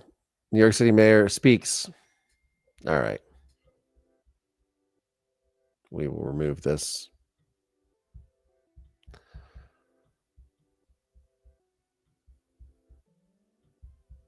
ID, matching the ID our suspect used to check into his New York City hostel before the shooting. All right, let's backtrack this a little bit. Oh, thank you so much, Helen Tudor Douglas. Notice Collier, this guy does kind of look like does kind of look like Luigi Mario's twin brother from Nintendo. Post a GIF of Luigi Collier so everyone can have a good chuckle. I'll try to find one here. Let's see. All right. So Eric Adams, mayor, who's got his own legal firestorm going on. Good afternoon. But thank you so much, Helen, for the super sticker. You're amazing. And thank you for I'm supporting the joined here program. Today, by our chief of detectives and the police commissioner and chief of department, because we have a strong person of interest in the shooting that shook our city last week. CEO Brian Thompson of UnitedHealthcare was the victim of a senseless act of violence. Our officers have been working around the clock. Many of them did not go home to pursue this individual. It was crucial that we were able to remove him off the streets of America, and we were going to seek him out no matter where he was at the time. And so this is a strong person of interest. The police commissioner and chief of detectives will go over where we are right now in the investigation. He matches the description of the identification we've been looking for. He's also in possession of several items that we believe will connect him to this incident. How did we do it? Good old-fashioned police work. The chief of detectives and the police commissioner made the decision to release as much of a photo that we had at the time. We sent it across the country, and someone, a McDonald's employee, did something we ask every American to do. If you see something, say something, but most importantly, do something. And they did. And because of that, we believe we have a strong person of interest to deal with this case. I want to now turn it over to the police commissioner of the city of New York, Commissioner Tisch.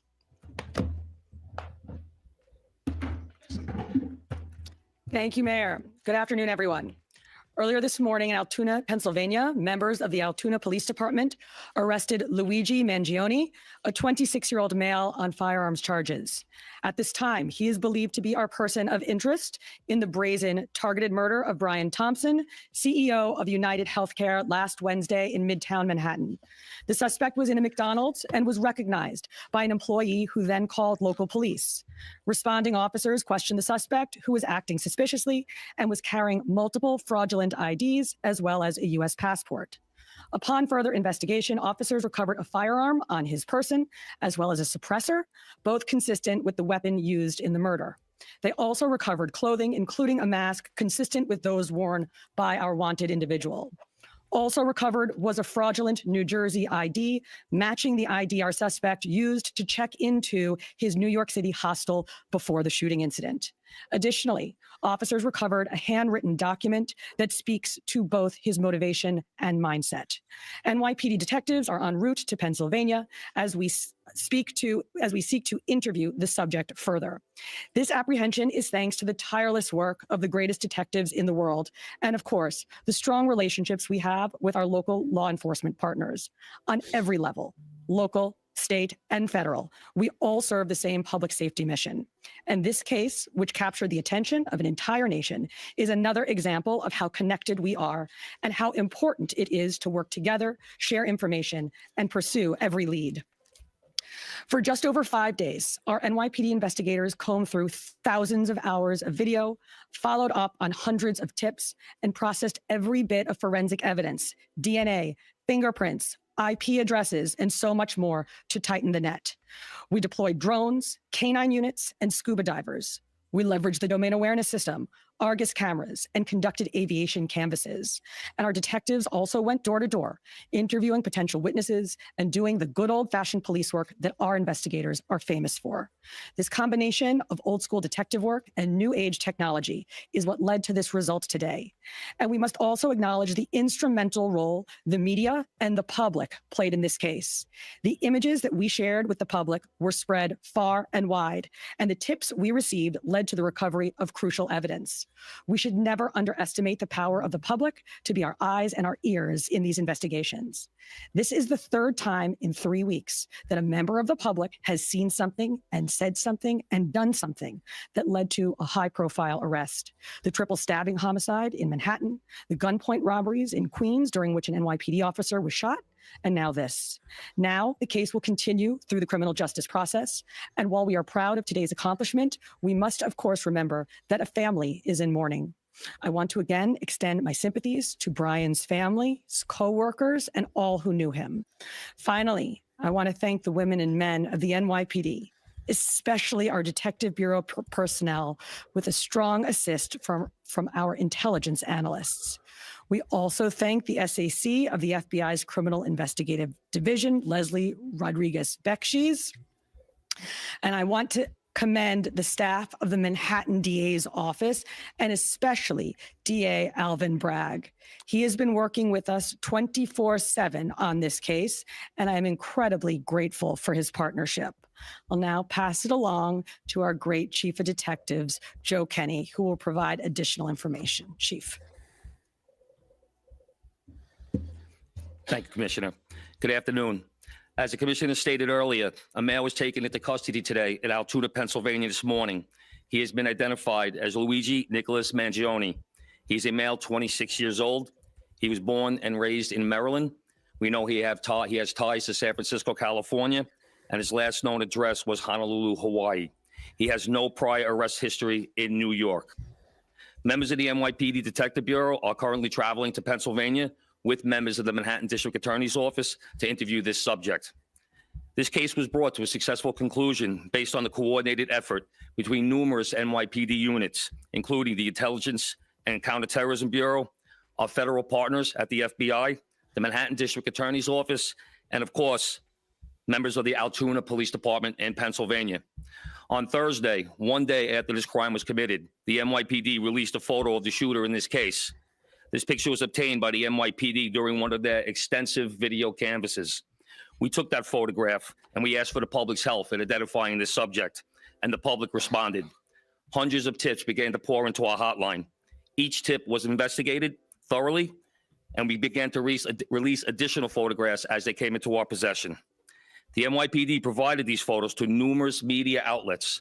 Local, national, and international outlets released the photo via television, print, social media, and online content. Luckily, a citizen in Pennsylvania recognized our subject and called local law enforcement. Thank you so much, Members of the Casey Altoona Lee. Police Department responded to the call, and based on their investigation, they notified the NYPD. This investigation is still active and ongoing. Thank you very much. So if you're just tuning in, Luigi Mangione has been arrested in the case of the murder of Brian Thompson, the UnitedHealthcare CEO. We're listening to the live press conference in New York with Mayor Eric Adams and other law enforcement individuals. Was that CEO specifically named in that document? Was there anything more about him wanting to go after others? And also in that document, was there any indication that explains us how the level of detail that he went into killing him? Like, is there anything? Like I said, that document is currently in the possession of the Altoona Police Department as part of their investigation. But Smash just from that like briefly button, speaking with guys. them, Smash that we like don't button, think that please. there's any specific threats to other people mentioned in that document, but it does seem that he has some ill will toward corporate America. Over here, sir. NJ? Chief, was the suspect wearing a mask at the time he was spotted in the McDonald's? And also, criminal cases often have a linchpin. Can you point to a single linchpin that helped crack this case? There's numerous linchpins in this case, and the fact that we've recovered an enormous amount of forensic evidence, an enormous amount of video, and once again, with your help and the public's help. So I really couldn't put it on one thing, but if I had to, it would be the release of that photograph from the media. You said he had a passport on him. Do you believe he was trying to flee the country? And also, are you still looking for any evidence in Central Park in regards to the bike? We had divers in the water yesterday that came up negative results. The passport, we don't believe that he was planning on doing any traveling at this time. We don't think at this point in our investigation, we don't think he was trying to flee the country. The person at the McDonald's, were they buying food? What were they doing at that exact moment? He was an employee at the McDonald's. Right. But what was the suspect doing? He was sitting there eating. Will the suspect be brought back to New York and charged here, and when? We're going to have to work that out with the Manhattan District Attorney's Office in Altoona, Pennsylvania. He's going to be facing gun charges there. And at some point, we'll work out through extradition to bring him back to New York to face charges here, working with the Manhattan District Attorney's Office.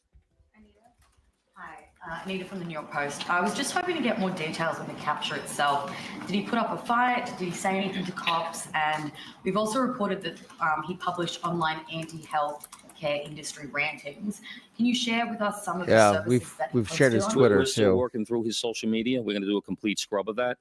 Preliminarily, like I said, he seems that he has some ill will toward corporate America, but that will all come out as part of our investigation. We're not done here.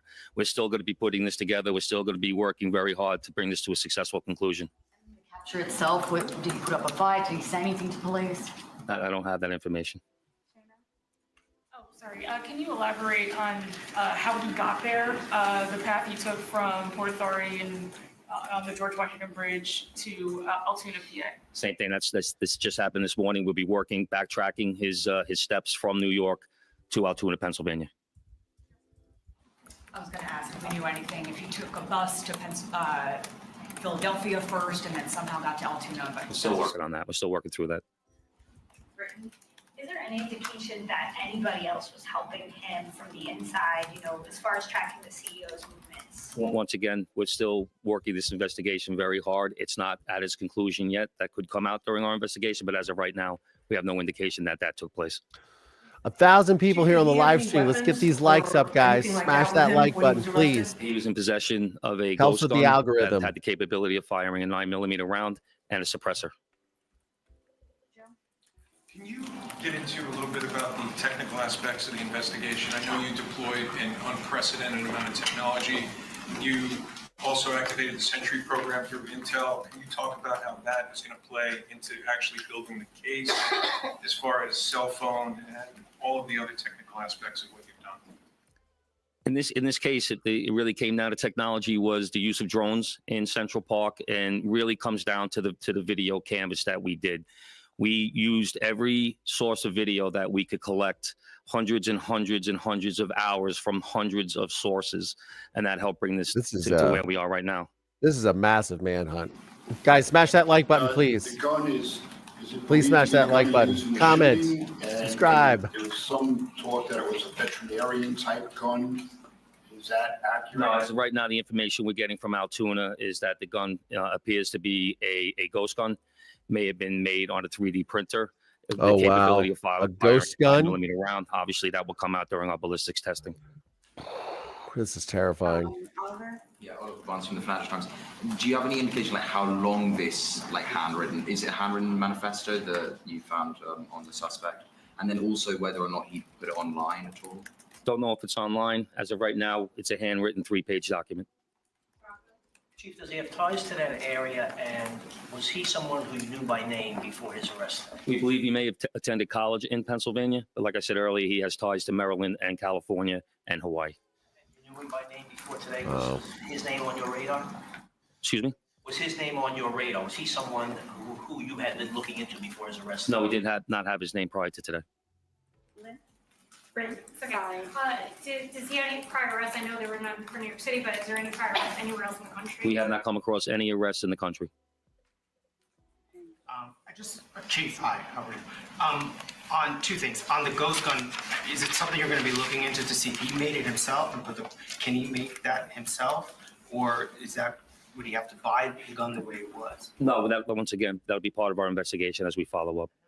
I mean, obviously he's going to face murder charges, but is there any chance that he could face any other charges because he was targeting the CEO and because of his writings and other things that we're now finding on him? Is that federal charges or that determination will be made by Alvin Bragg. Yes, what connections does he have in Pennsylvania that you know of, and are they in Altoona specifically? We believe he attended college in Pennsylvania. Does he know anybody in Pennsylvania? Wouldn't be able to tell you that. All right, we're going to take one more question on the shooting, Marla, and then we're going to go. This is wild. You talk about the manifesto having said things against corporations, but specifically UnitedHealthcare, and do you believe that Mangione acted alone? We believe at this point, our investigation is leaning toward he was acting alone. So, like I stated earlier, we're still working through the investigation. We're not stopping today. And as far as the manifesto, like I said, I don't have the complete details of that. It's in the possession of the Altoona Police Department. We're gonna shift to Fox. Good job, Chief. Commissioner, Chief Mangione.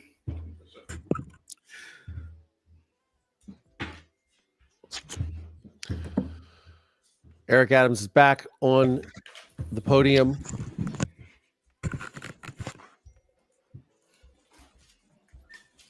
New York City is something that we, again, great job by the New York City Police Department in certain aspects of this investigation. And the crime itself is something that we have been zeroing in on. Ghost guns. We have Ghost guns. Really talked about this since the beginning of the administration. They could be made on a 3D printer, and they are extremely dangerous, and we must do more on the federal level to clamp down on the availability of ghost guns. And it just really leads into just the top headers of what we did last week and what we're doing this week. This week is all about public safety. Public safety, I've stated over and over again, is the prerequisite to our prosperity, and we're going to continue to make this city a safe city. Hey guys, we just have some rules in the chat. Hopefully one of our moderators will drop those. We have rules in the chat. Please, no, be kind to one another. First of all, no going back and forth.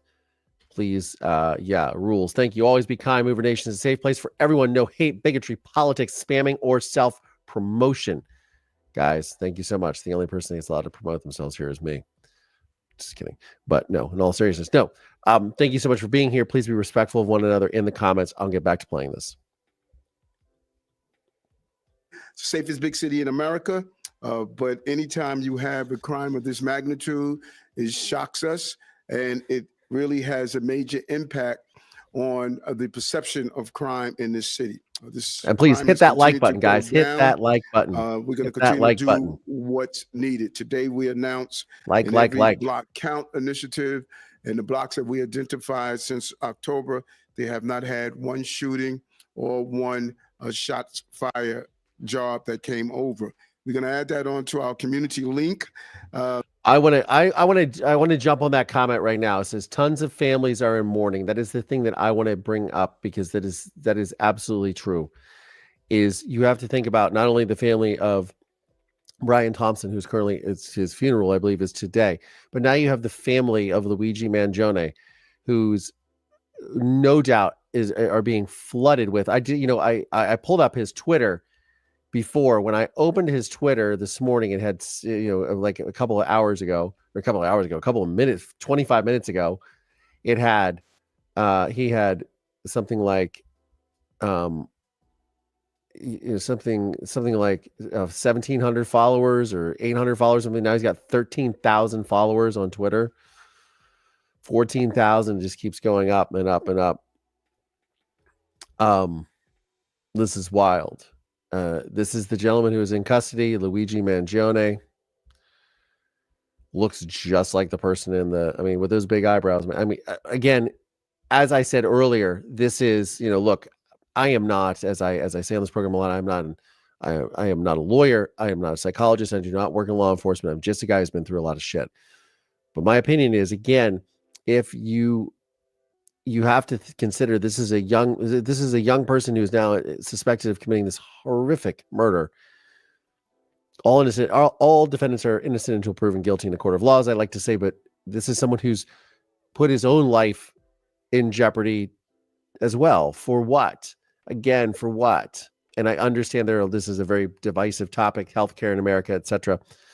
But this is someone who's come in and done something and put themselves in a position where I don't know, man. It's this guy went to Penn, comes from a good family, clearly a boarding school or private high school that costs $40,000 a year, goes to Penn, bright future, graduated 8 years ago, and this is his choice in life. It's very unfortunate to me and his family and everyone involved. So these are the things I always talk about here on the show. If you are new and you did not catch the beginning, I'm going to play quick little bit. You're like, why are we listening to this guy?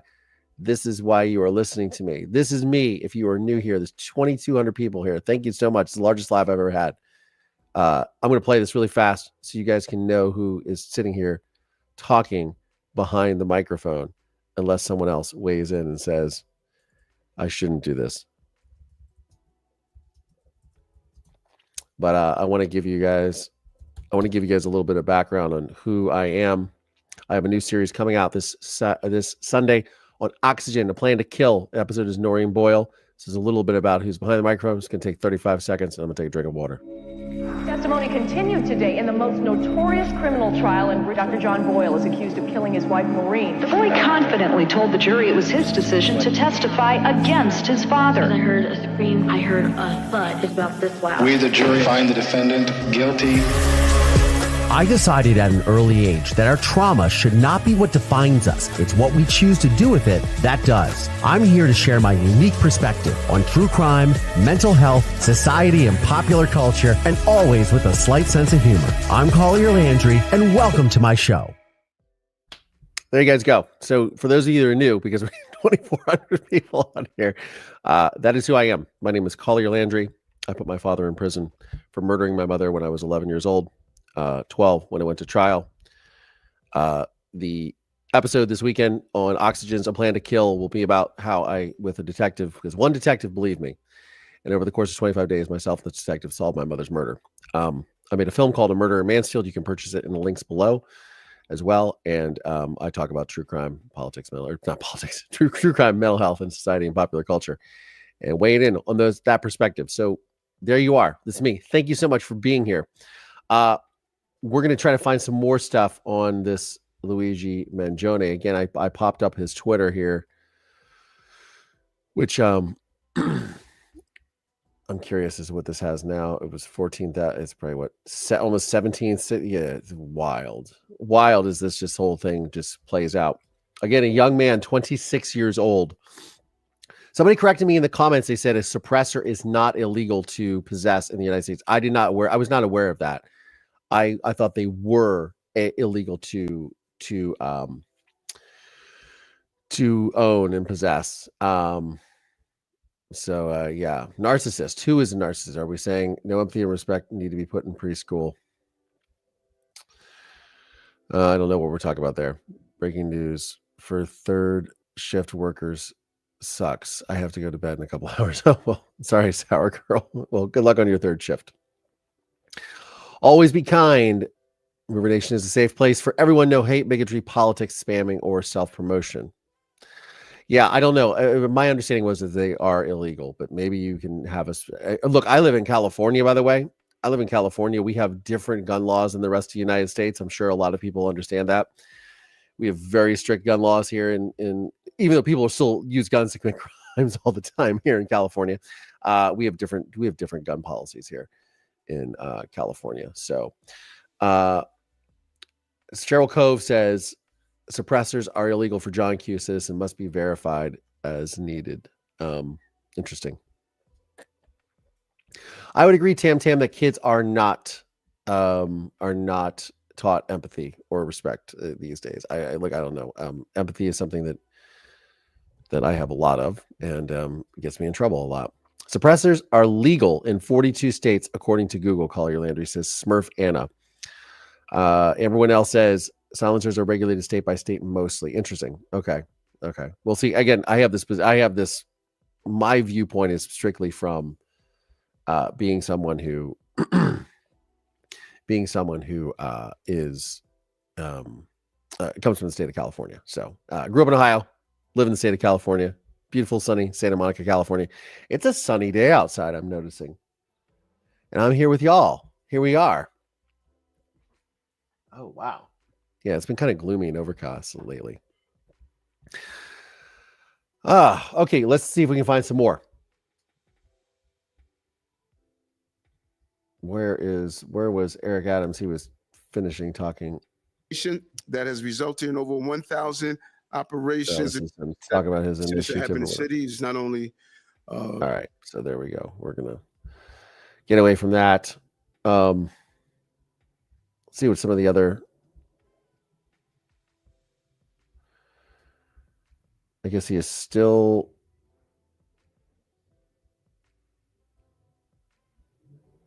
CBS News is going to talking be about it. very difficult to trace. One of the interesting things about that that you heard in that press conference, they said that it could have been 3D printed. So he could have actually manufactured this gun himself. We don't know that for sure, but it was. That's the thing. That's the thing that scares me is not only, yesterday we showed the video, mask. and it was That's the thing that scares me too, is that he could have manufactured this firearm, which is just absolutely wild. Absolutely wild. at least 3 shots.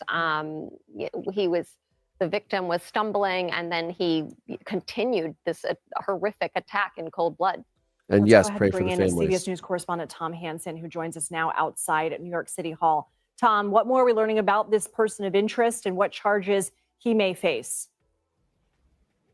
Yeah, well, as you heard in that press conference, Lindsay, he's going to be facing charges in Pennsylvania. Also, he's going to be facing extradition back here to New York. One of the key things that authorities are going to be looking into is, of course, the weapon that he used to murder CEO Brian Thompson. We heard that it was a ghost gun. That means that there is likely no serial number. It's going to be very difficult.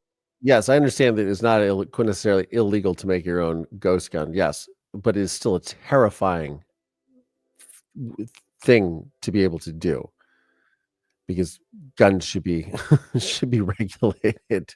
Especially people are going to use them in crimes. That's a little bit of a scary thing to me. That's all.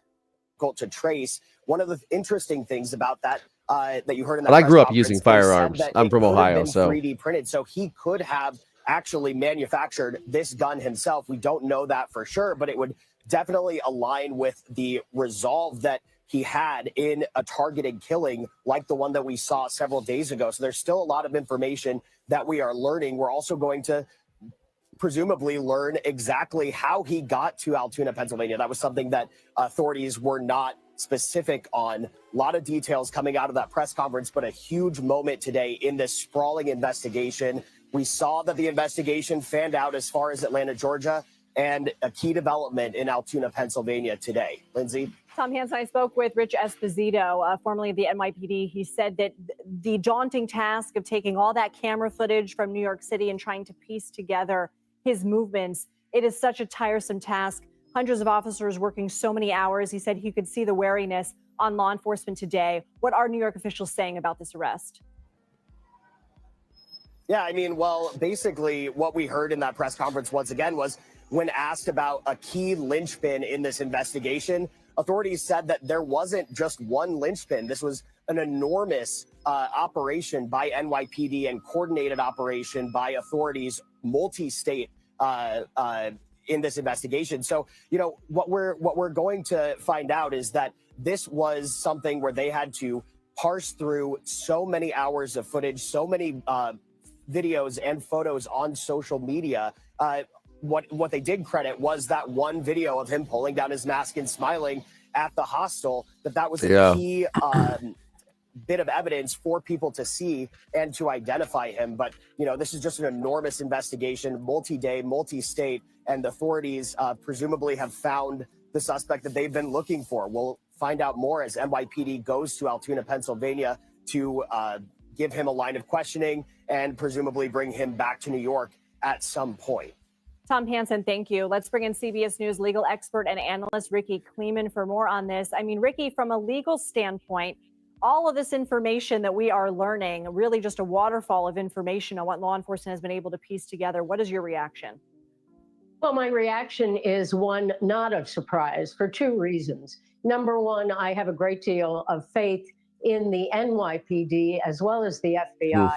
And number 2, I really do believe that pushing out those photographs, they were so important to alert the public, and that the public understands that when you see something, you ought to say something. So here, amen to that. See something, say something. To me, like a patron in a McDonald's who says that looks like the guy, and that's really what it takes. It takes great law enforcement coordination, and it takes the public to be a partner. We know that Mangione is still a person of interest in this case being questioned. If that escalates and he becomes a suspect, what sort of charges is he likely to face? Well, we're certainly going to see him face a murder charge in New York, and he will be extradited on that charge from Pennsylvania Callie. to New I York. agree. They may add additional charges because of the firearm, because of the flight, but ultimately we're going to look at the top count, which is in fact that murder.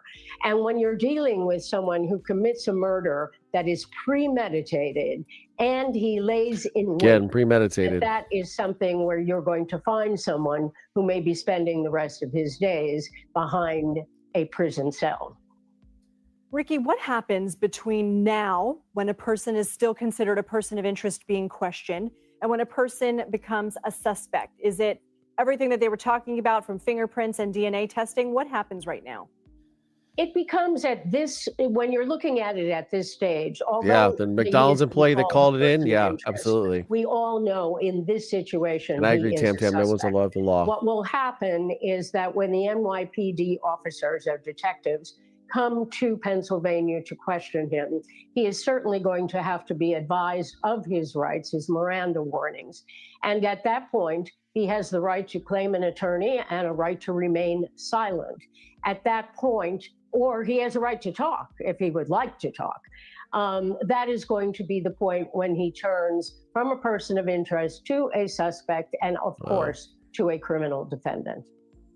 Ricky, as someone with a defense attorney background, what would be some of the challenges here if you were representing this person as a client in terms of missteps? I mean, the fact that Mangione was carrying a firearm consistent with the weapon used in the killing of Thompson, that there were handwritten writings that expressed ill will toward corporate America, that there were fraudulent IDs, including the one that was used to check into the hostel. The fact that Look, everybody has hostility towards corporate America. I know I do. I have a lot of hostility towards it. A lot of hostility towards our healthcare system even. But again, taking the law into your own hands, what's it worth? That's always my question with these types of things. Committing this violence. Are you better served? You know, the kid went to Penn, right? Obviously a very smart person to evade authorities for almost a week. He's been evading authorities, but he can't get over going to Starbucks and going to McDonald's. Yeah.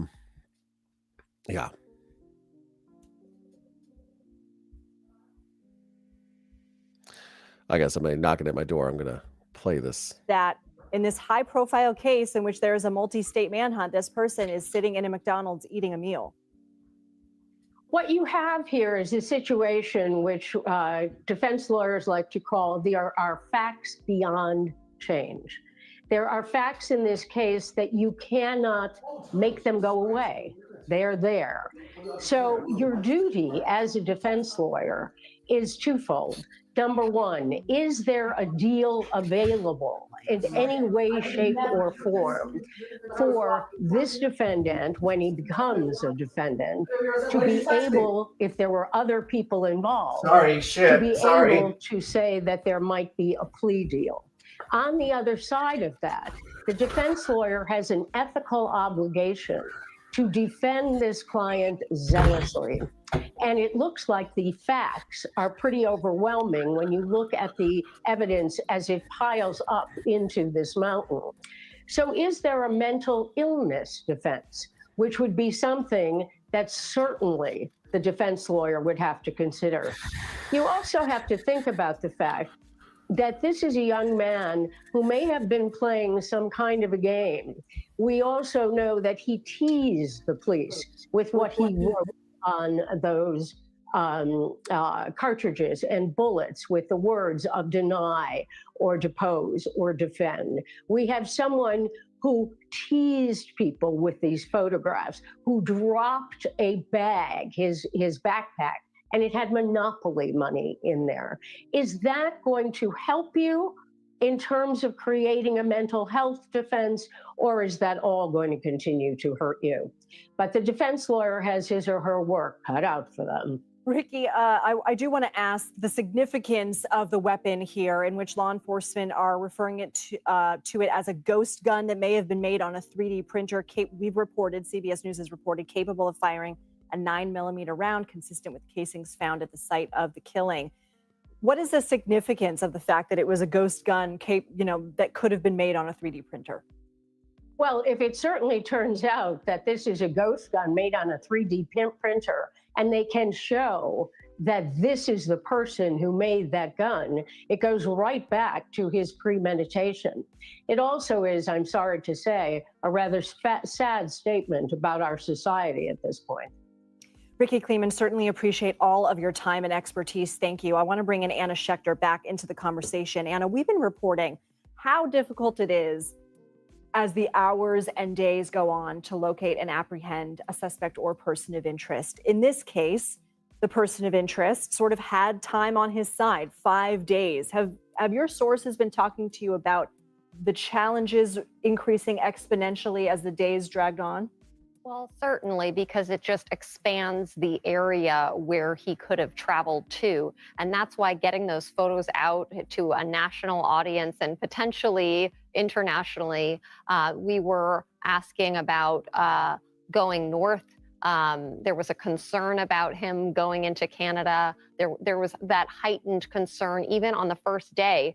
The nearby airports were cased by NYPD investigators within hours of the attack. They were searching that. Long Island Railroad trains had been stopped. And when nothing was coming up, obviously that sort of upped the ante. And that's when the decision was made to put out those photos and ask the public for help.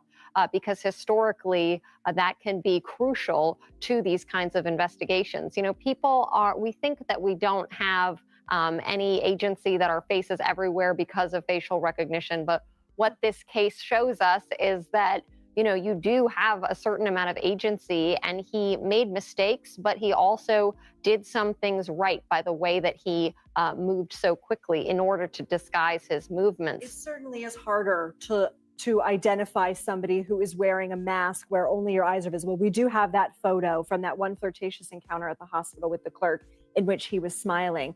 But those two photos are the only full face photos that we have. The photos in the cab, outside the cab, all with a mask. And it's also challenging. I mean, the photos of him inside the Starbucks looked a little bit different from him in the hostel. And you had sort of citizen sleuths saying, wait a minute, it doesn't look like the same person.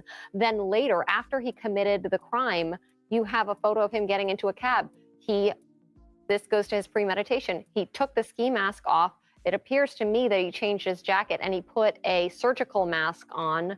So at every point he was working to evade detection, and it worked for 5 days, but harnessing the public's help was crucial in this case. Is it your understanding and that of law enforcement that the idea of getting onto an e-bike that was not a city bike, which is a brand, I don't know if it was his personal e-bike, got on the e-bike, sort of traveled through Central Park, exiting on the Upper West Side of Manhattan, then getting into a cab to Port Authority? Are all of those movements sort of in design to evade? Well, those movements, he clearly knew exactly where he was going. And from my reporting based on the surveillance video, he wasn't sort of hesitating and wondering where he should go. He planned this whole thing out. So he went into the alleyway right after the shooting, grabbed the bike and was pedaling. And, you know, the video that we obtained exclusively initially where he's riding down 85th Street, he is pedaling hard, but he appears calm. There's nothing that looks out of the ordinary. And that he is not acting erratically in any way. And that helped him evade.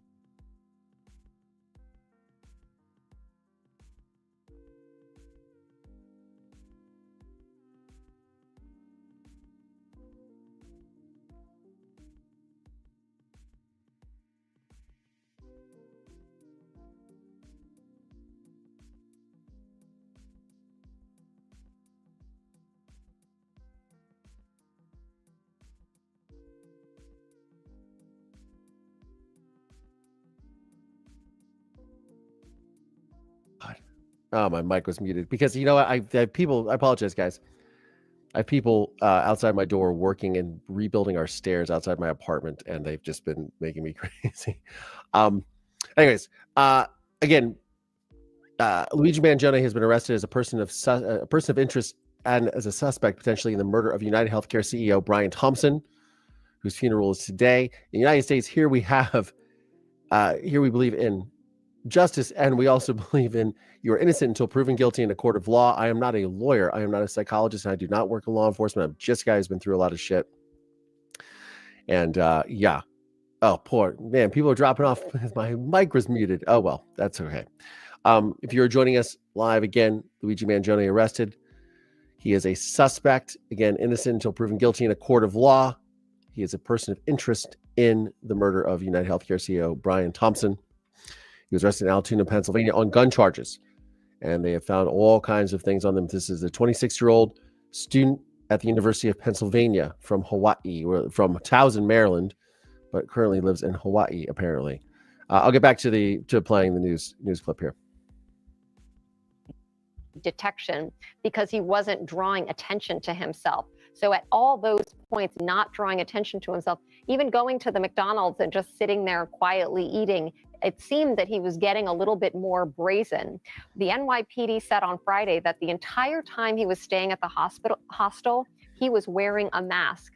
And, he didn't interact with his roommates. He was careful at that point to take off the mask and then start eating. He assumed that he was safe inside that McDonald's in Altoona. So he is still in Altoona. What will it take for, again, he's still only a person of interest being questioned in the case, but what would it take for suspect status and extradition to Manhattan? Well, there's a whole process here. It's not like they can just pick him up and grab him. They have to build a case and create a timeline warranting an arrest on these charges. He's now being held in Altoona on potential gun charges, illegally being in possession of this gun. Remember, there are federal laws about ghost guns and silencers, and apparently he was in possession of a ghost gun with a silencer, potentially illegally. That's what they're holding him on now. By now, the NYPD will have gotten to Altoona.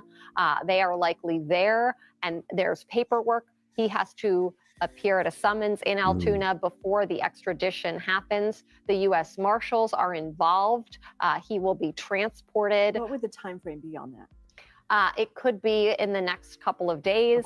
It's unclear, but he's also going to be getting a lawyer. He has a right to counsel, as Ricky Kleeman just said. So there are a lot of different parts of this picture that have to come together, and that can take some time, even though the public might think, well, wait a minute, get him back to New York City and put him in front of a jury. But it doesn't Smash really that like button, guys. real life. Smash that like button. You and the Confirmed team have also created sort of an idea of a background of this person of interest. What can you tell us about what you've learned about him? Well, this is someone who went to good schools and grew up in the Baltimore area. He went to the University of Pennsylvania, and an exclusive Ivy League school. He graduated in 2020. He was involved in student clubs. He What's up, studied Super Planner Girl? Computer science. His most recent address points to Hawaii. If you look at his social media, he was posting lots of pictures of the Hawaii landscape and animals and the like. We are drilling down on his potential anti-corporate mentality and those kind of more extreme views that would push him to carry this out. So far, it doesn't appear that he has a criminal record. We're still working to firm that up. We have been talking about it, but can you reiterate everything that was found on his person? Yes, of course. When he was apprehended in that McDonald's in Altoona, he had a bag. He was in possession of a jacket that matched the jacket that he was wearing during the shooting. He had a computer that is now being forensically analyzed. He was in possession of a ghost gun with a silencer, capable of firing 9mm rounds. And police just said at the presser he also was in possession of the very same fake New Jersey ID that was used to check into the hostel on the Upper West Side. I want to go back to Tom Hansen, who is still outside of New York City Hall. Tom, what has been the reaction to this news that you've been following? Thank you so much, Jennifer Lewis Harris. Yeah, well, over the last several days, really what we've seen is kind of a glorification, unfortunately, of this suspect. And as we're looking right now on his Instagram, which we have found, he is gaining hundreds and hundreds of followers almost by the minute. Hundreds. So we are seeing This a guy's lot got of chatter, a gained lot thousands of people followers. really honing in on who he is, very curious about any motives. 34,000 Now, followers on Twitter now. At first look of his Instagram, there aren't any real indications of a motive from the posts. They're pretty mundane. They're from vacation. Some of them are in Hawaii. So we're not really gleaning too many clues on his digital trail, but it is that digital trail, and it's the world that we live in now that led to his arrest. That's what His authorities link tree has been say. taken They're down, too. crediting the public with circulating those images and identifying him at that McDonald's in Altoona. But This is currently his link tree, which looks like it has been shut down. That was his link tree. This is his Twitter, which when I started logging onto it, it had 1,700 followers. I've got 35,000 followers. And now people I know are following him. I'm going to go back to this video here. currently we are watching and monitoring his social media. Obviously, it is not active right now, considering that he is in custody. Maybe George Washington, maybe. Leaning through that to see if there are any clues about that ill will toward corporations, which we heard about in this press conference. Of course, we are also going to be eager to learn exactly what is in that handwritten 3-page manifesto, which authorities believe indicates a motive. But this is a person who clearly was resolute in carrying out this crime based on the trail that he led authorities on and the path that he took to get out of New York City as quickly as possible. It's a good point. True crime spies, true crime. Be answered. Hopefully, we'll learn a lot more once we get that manifesto and we can review it. It's all very sad. Nancy, thank you so much. I want to bring in Philippe Rodriguez. Look, I'm the son of a victim and a perpetrator, and it is, I feel for his family because now these people are going to be dragged into. Marie Hathaway, thank you so much for the super sticker. Now his family is going to be dragged into this too. And if you thought, yes, your comment about Hitler is very true, because yes, even the most heinous people in history have families, but social media was not a thing. It's very sad because now all these people are, we only need 350 likes to hit 1,000. There's 1,700 people in here. If everybody just hit that like button, we would get to that 1,000. Thank you, David, for bringing that up. We are 350 away. That would be amazing. I've never had 1,000 likes on a live stream. I've never had this many people on live streams. Thank you. Wherever you may be and however you may be watching or listening, thank you for making me a part of your day. This is amazing for being here. I appreciate it. Let's get back to the newscast. Rodriguez, he's an adjunct professor at John Jay College of Criminal Justice and a former detective with the New York Police Department. Philippe, thank you so much for being here. We heard in the press conference multiple times that at the end of the day, this came down to good old-fashioned police work. We also know that it came down to a tip from the public who had seen the fruits of that labor, the combing of those cameras and images that they were able to release to the public. Break down for us what the last 5 days of the investigation looked like and where this goes moving forward.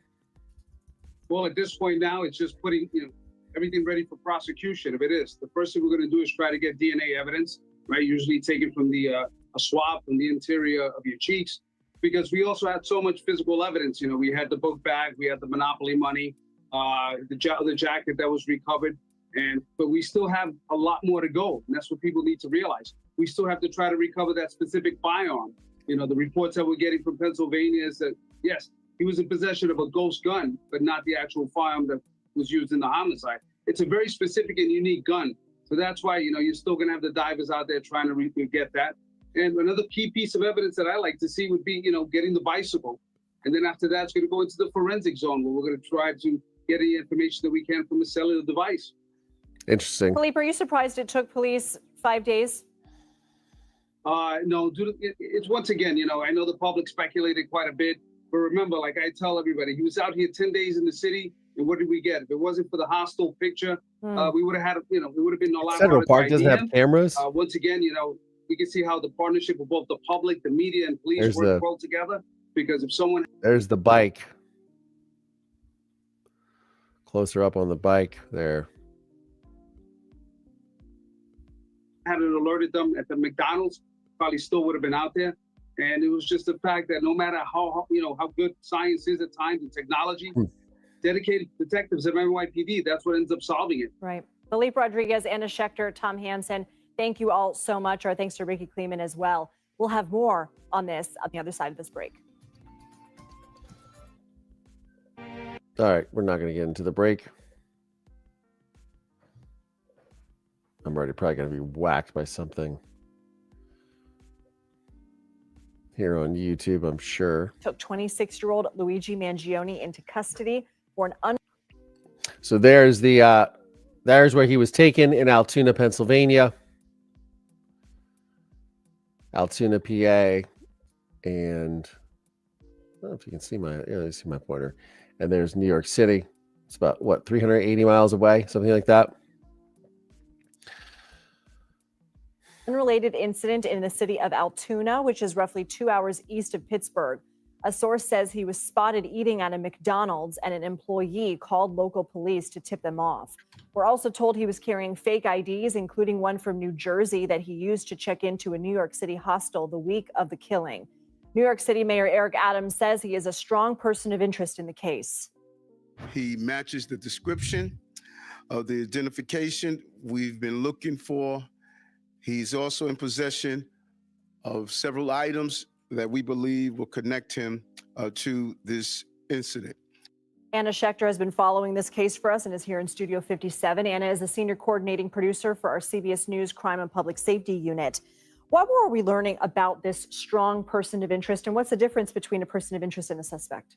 Well, a person of interest is wanted in questioning related to a crime. The suspect is someone that police are sure committed the crime. And so we are approaching that. The NYPD has been using person of interest because they are waiting on DNA testing to have the physical evidence to say without a doubt that this individual is the person who shot and killed the UnitedHealthcare CEO, Brian Thompson. So those photos that we initially got from the hospital where he pulled his mask down, that didn't bring up a positive ID for a specific individual, but they certainly helped in the case. And we're now Thank you so much for the super sticker. And because those photos released, also of the What's up, weekend, we Zach? got photos of him inside a cab wearing a different mask, but a clearer view, higher resolution photo of his eyes. That likely helped the person in McDonald say, hey, wait a minute, that guy looks enough like the person of interest that I've seen on the news that I'm going to call the police. He called the cops, called local 911, and they apprehended him right there at the McDonald's. He had been eating a meal and was brought in for questioning. They held him initially on a potential gun charge, illegally having a ghost gun with a silencer. And so they were able to. I would agree with that, Rhonda Hall. Thank you so much for the super chat. This is so sad. Big Pharma and all insurance companies have a hand in this. No one should lose their life over something that our local, state, and federal officials should be doing. I completely concur with that statement. Also, thank you so much to Tam Tam for the super sticker as well. Thank you very much for that. I appreciate your support. Guys, if you can, at the very least, please smash that like button. It helps build the algorithm. It helps promote the show. Smash that like button. It's a free way to support the show. I appreciate it, and the channel. I don't know what our likes are up to. 821. We are about 180. Somebody took a like away. Come on, what?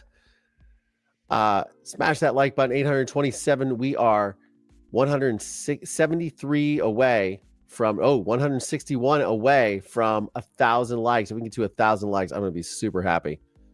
Again, help support the show. I greatly appreciate it. Again, I agree with Rhonda Hall here. This is something that our federal officials and our elected officials do not do. They don't take care of our. I mean, look, the healthcare system needs to be revamped. We all know that. We all know how terrible it is, and I think this is there's a lot of blood on a lot of people's hands, unfortunately, but no more hands than on the suspect who is apparently in custody. Hold him there and then start to piece together. And so they were able to hold him there and then start to piece together. What else did he have on his person in connection with the killing? He had a jacket that matches the jacket that was worn by the killer. He had a computer that isn't currently being analyzed. He had fake IDs, including, as you said, that New Jersey driver's license fake ID that was used to check into the hostel. So all of those things taken together have law enforcement very confident that they have the right person. I want to bring in Felipe Rodriguez. He's an adjunct professor at John Jay College of Criminal Justice and a former Well, he's detective famous in the New York now. Police That's what he was trying to Department. do. Break down for us what the last 5 days of investigation looked like for the NYPD. It's a lot of it's tedious work. It's long hours. It's not going home to your family. It's scouring building by building. It's the old-fashioned police work of putting boots on the ground. Are you saying building by building, literally on every block of Manhattan to check their CCTV? You have to. Wow. It's all forensic digital evidence that we're trying to get. You don't know if he took a right, he took a left in one block, and it's difficult work. You have to end up getting all this together because you know what? That's what makes the case. That's what puts all the pieces of the puzzle in there and completes it. What happens now? Can you elaborate on what Anna was talking about in terms of how somebody goes from a person of interest to a suspect? We need that concise probable cause. At this time, what do we have? When we have them at a hostel, we have them dressed in that particular manner. How do we tie this individual in? Guess what? Forensic and DNA at this point. We're going to have to try to, they're going to go get a search warrant, get some DNA from the inside of his mouth, right? Correct. And then we're going to submit that and see if we actually get a hit. And then we'll be able to tie in the book bag. But think about this. We still have, pieces of evidence that are missing. We would really like to get that firearm. We're getting conflicting statements that he had a ghost gun on him at the time, not the actual gun that was used in the homicide. So there's still quite a few pieces we need to get in there. Felipe Rodriguez, we appreciate you. Thank you. I want to bring in Jessica Levinson to give us her analysis. She's a CBS News legal contributor and a professor at Loyola Law School. Jessica, big news here. So glad we have you. From a legal standpoint, what happens now that a person of interest has been arrested and identified? Investigation and interrogation. So there's a lot of evidence, as you've been talking about all morning, to link him to these crimes. And what's going to happen is arrest, booking, and talking to him. Oh, she's in Los Angeles. Yeah, of course. Marymount's right there. The police will talk to him and they will decide whether or not there's enough here to move forward with charges. And just based on the evidence that we've heard in public, it looks like there is enough here to bring the charges. They will determine which charges.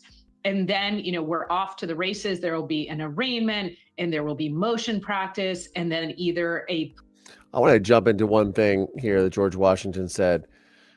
Someone posted, if a man bathes himself daily in a waterfall of blood money. If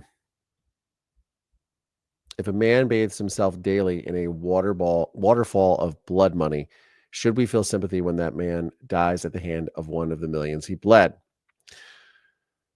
That is a very profound statement, and I think that is going to be the crux of what this case is. I think when we're going to look at this, when we look at this situation and the scenario, if this plays out, if this is in fact the suspect, Luigi Mangione in custody, and he is tried on these charges, which he would most certainly, if he is the suspect, be, it will be interesting to see who will take the case, what this case and the sort of precedent that it will set moving forward, which I find very interesting. And again, guys, as I always say, I'm not a lawyer. I'm not a psychologist. I do not work in law enforcement. I'm just a guy who's been through a lot of shit. But my point is that the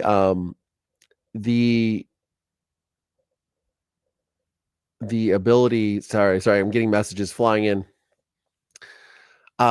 Will this case sort of set a precedent moving forward? And will this argument be that this is justifiable homicide? I don't know. Again, this is way beyond my pay grade, but I think it makes for a very interesting topic of conversation because, obviously, there, as the article that I read yesterday in New York Magazine, Intelligencers section, they were discussing, many people are touting Luigi Mangione as a hero. He now has almost 47,000 followers on Twitter. When I opened up his Twitter account an hour ago, it had 1,700. He has almost 47,000 people. A lot of people are trying to hail him as a vigilante. I would not do that myself. They have apparently shut down his. They have shut down his. Stop sharing. I meant to share the screen. This is his Twitter account. Again, 40.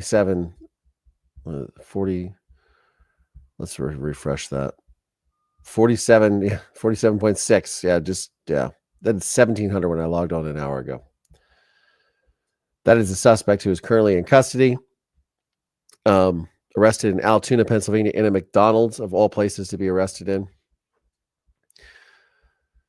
Don't eat fast food, kids.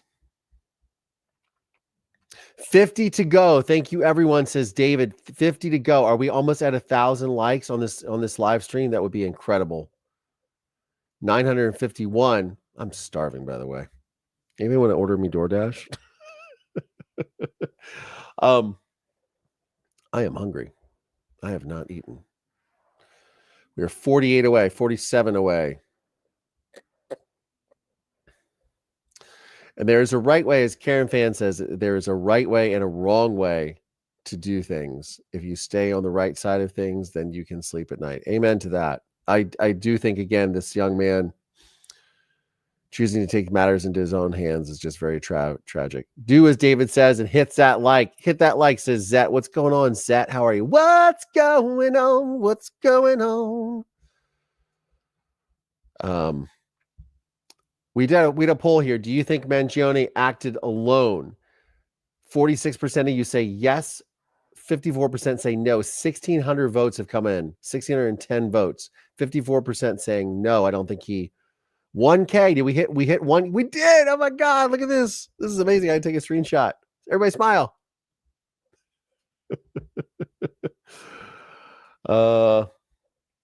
That's crazy. That's crazy. I'll have to do another screenshot here with my solo smiling face.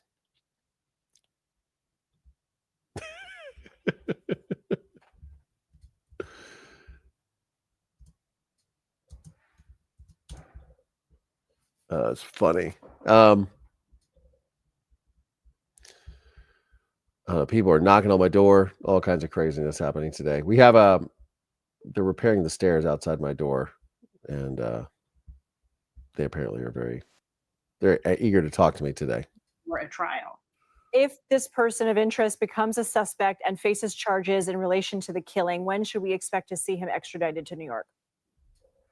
This could all happen very quickly. And I wish I could say to you, I know it's going to be this afternoon or tomorrow morning, but I think the answer is we don't know. But obviously, this is not as complicated as it could be. We're in the same country and we have law enforcement cooperating. And I expect this could happen truly within just days.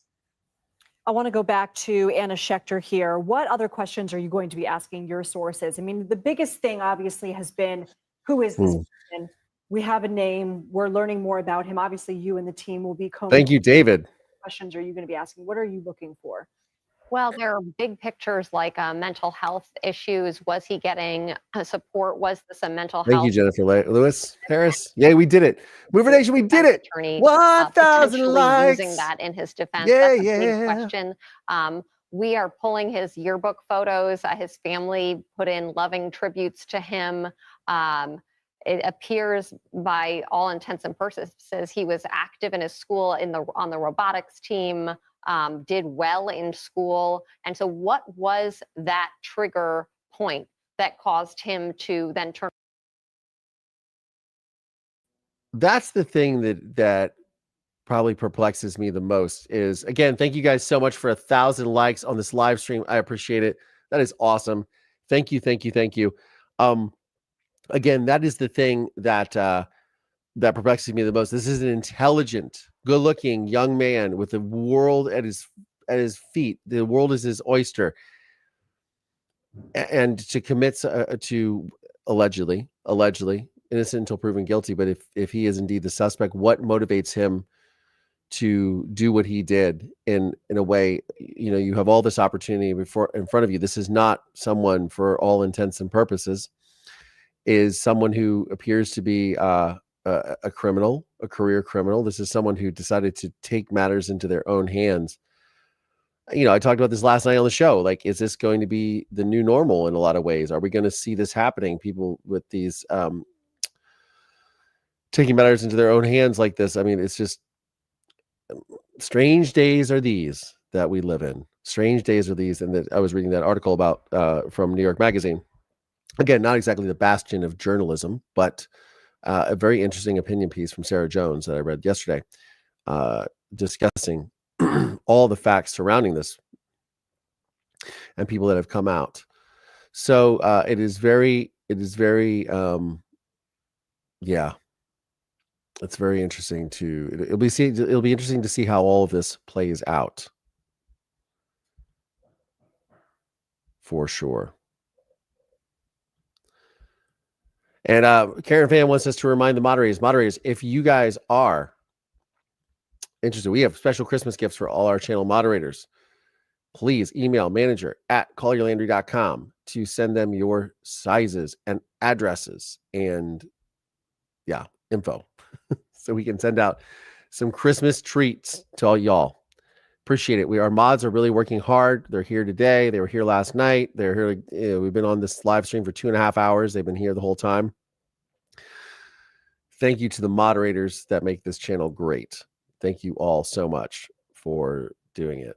Love that. Glad you did, Amber Winnell. Anyways, let's get back to what they were saying here. Turn around and plan and carry out the attack. Philippe Rodriguez, Anna Schechter, and Jessica Levinson, my thanks to all of you. A jury has acquitted Daniel Penny of criminally negligent homicide in the death of a man on a New York City subway. The Marine veteran was charged with Jordan Neely's killing after cell phone video showed him putting Neely in a chokehold. Neely's father. So, again, this was something we covered earlier at the start of the program. It was originally what we were covering was the Daniel Penny verdict. But Cat Loves Catskills. You have a lot of inside opinion and information on the healthcare industry. Did you want to weigh in on that? I meant to ask you that last night. Because again, there's a lot of factors here at play with Luigi Mangione and the murder of Brian Thompson, the CEO of UnitedHealthcare, and what that looks like. If you feel so inclined, I will just text you here.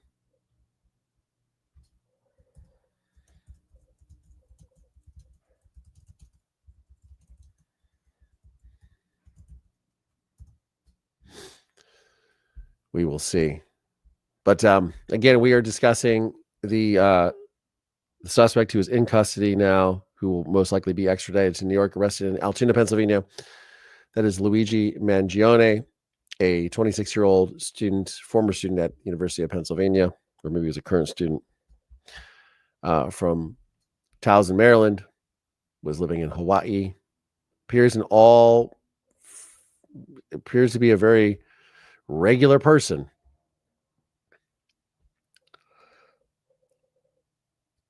So, appears to be a very regular person that has put their life in jeopardy and their future. It's we played the press conference earlier.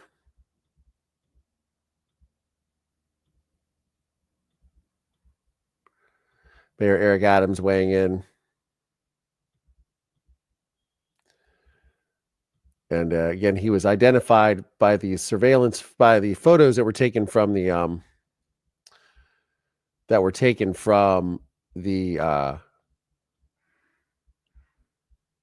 these surveillance photos. There's him on the bike. It's another surveillance photo of him. I believe that was him. He was hiding. This is the photo that they believe is what led to his arrest, because a McDonald's employee had done the math and said that guy kind of looks like this guy. And that was the sort of calculus that went into that.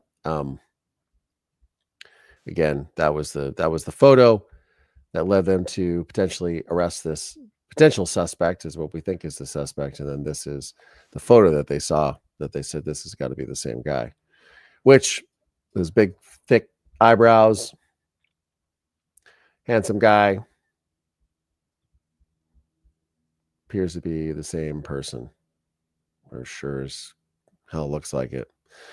Again, I know a lot of people are very opinionated and polarized on this topic because he was the CEO of a healthcare company that seemed to, according to the ProPublica articles, seem to be very good at denying people's claims. I read an article yesterday on the live from New York Magazine, which I will share. It was a great opinion piece from Sarah Jones. And the title of the story is "The Shooting That Was Inevitable. Our Political System is Breaking Down and Now It Has Killed." I'm going to share that because this, in my opinion, sort of sums up everything that we're experiencing here. Now, granted, the suspect is already in custody, or potential suspected suspect, if you will.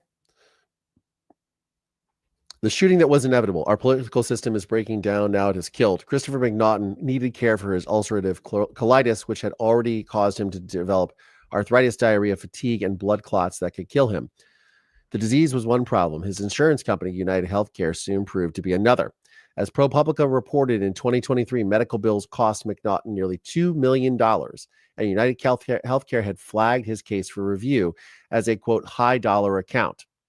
In one recorded phone call, a nurse for United told a colleague that a doctor under contract with the company had concluded a drug cocktail that had, quote, had quote, brought McNaughton's disease under control, unquote, was not medically necessary.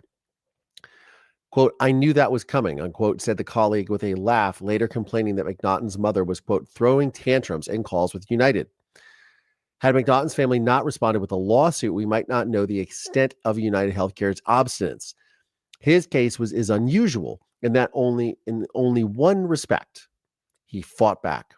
As ProPublica noted at the time, insurers reject about 1 in 7 claims for treatment. But according to one study, Americans appeal only 0.1% of the findings.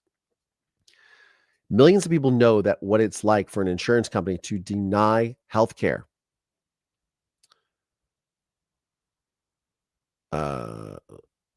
Millions of people know what it's like for an insurance company to deny care.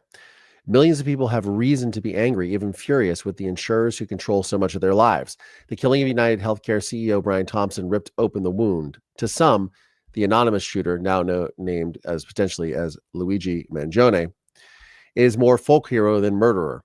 As one popular post on X put it, today we mourn the death of UnitedHealthcare CEO Brian Thompson, gunned down. Today we mourn the deaths of the 68,000 Americans who needlessly die each year so that insurance company execs like Brian Thompson can become multimillionaires.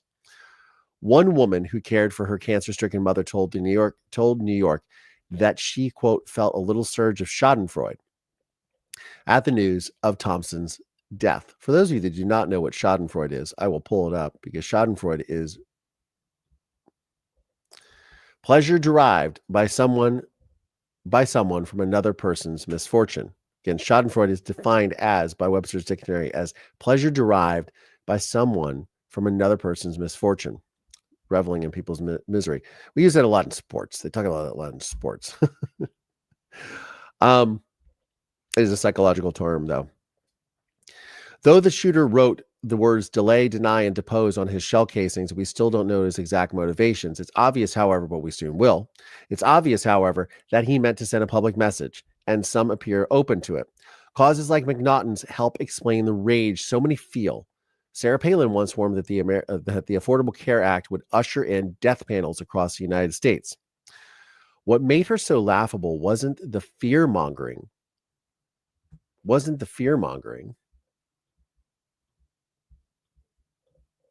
Turn the phone on.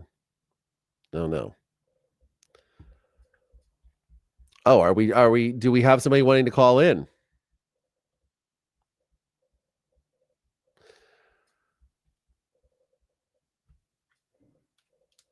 All right. Sorry. We will make it a quick call. Trying to figure out how to do this. All right. Phone is on.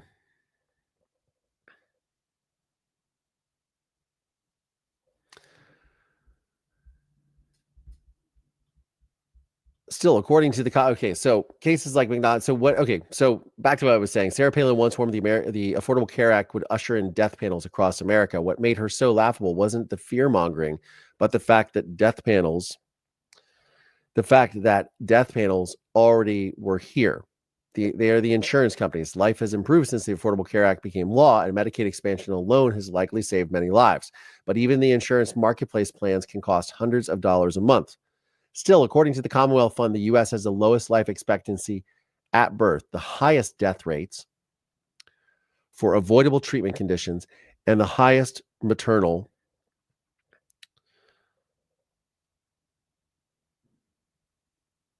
and infant mortality, among the highest suicide rates of any high-income nation. In November, ProPublica ran another story about UnitedHealthcare, this time on its playbook for limiting mental health care coverage.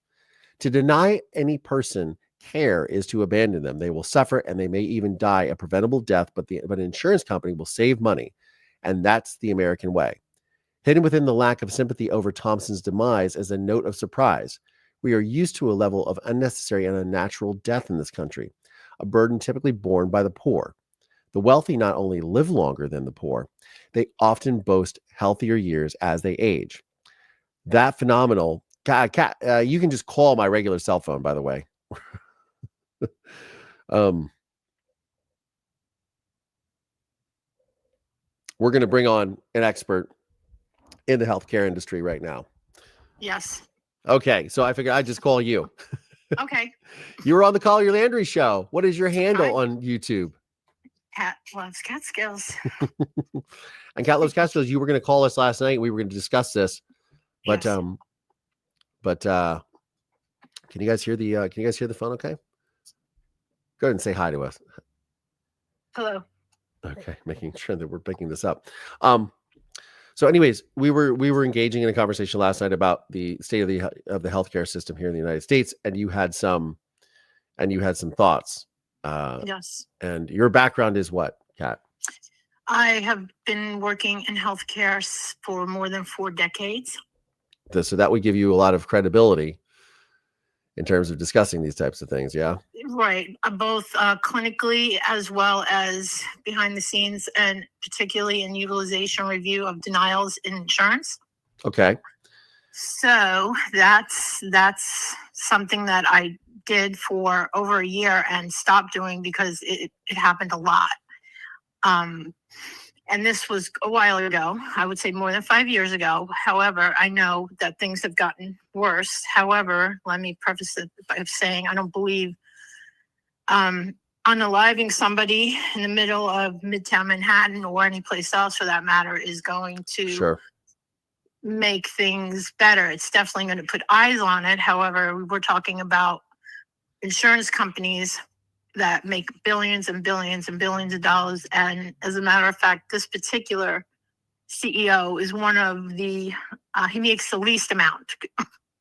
So it's an insurance company and actually pharmaceutical issue that really runs the show in healthcare in this country for some time now. This has been going on for a very long time.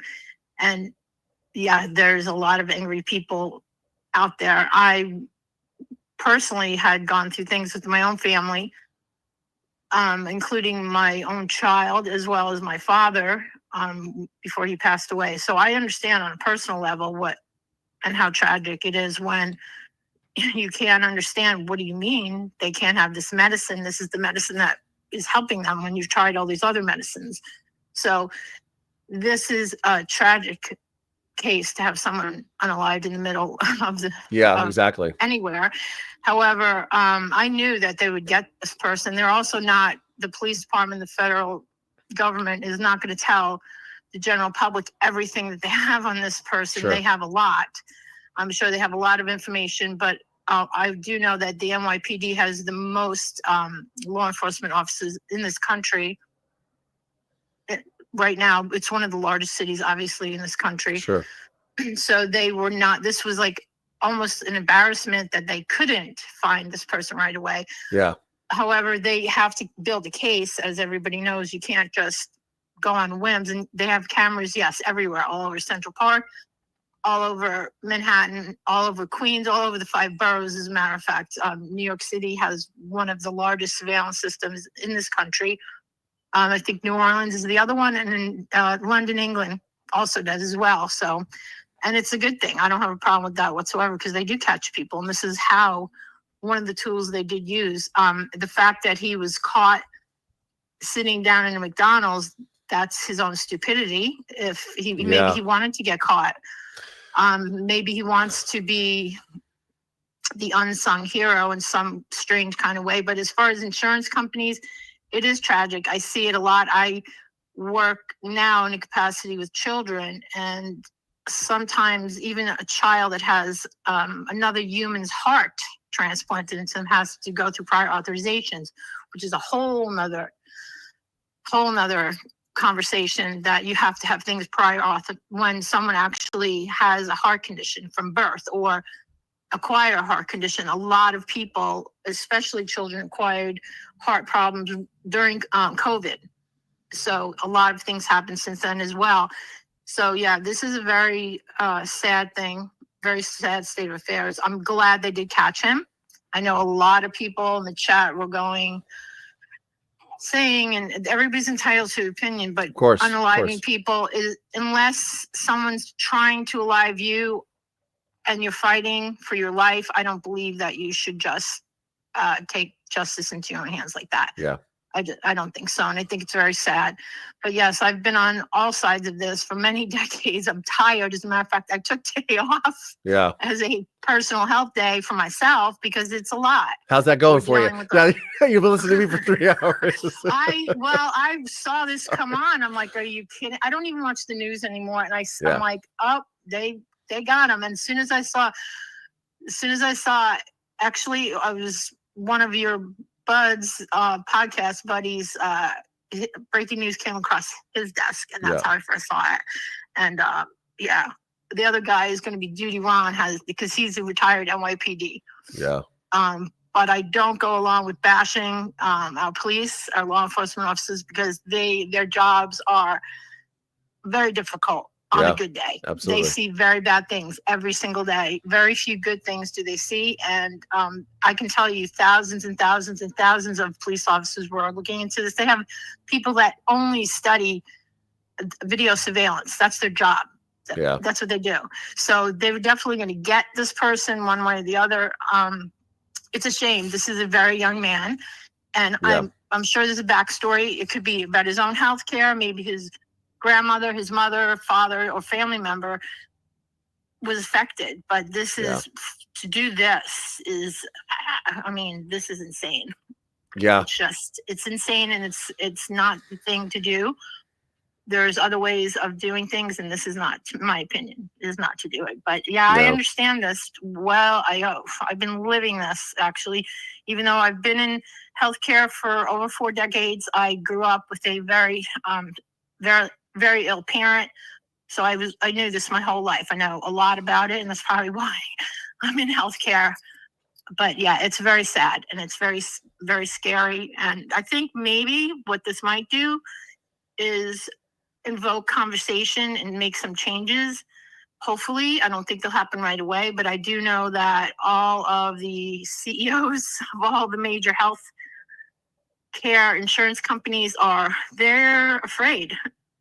And it might trigger somebody to look into it. Not sure. Again, this is billions and billions and billions of dollars. Yeah.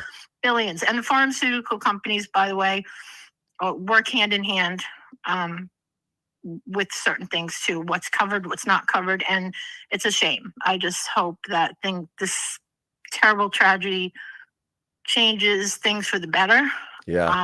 I don't know how quickly that's going to happen, but it certainly makes my job walking into work even more fun than it already is.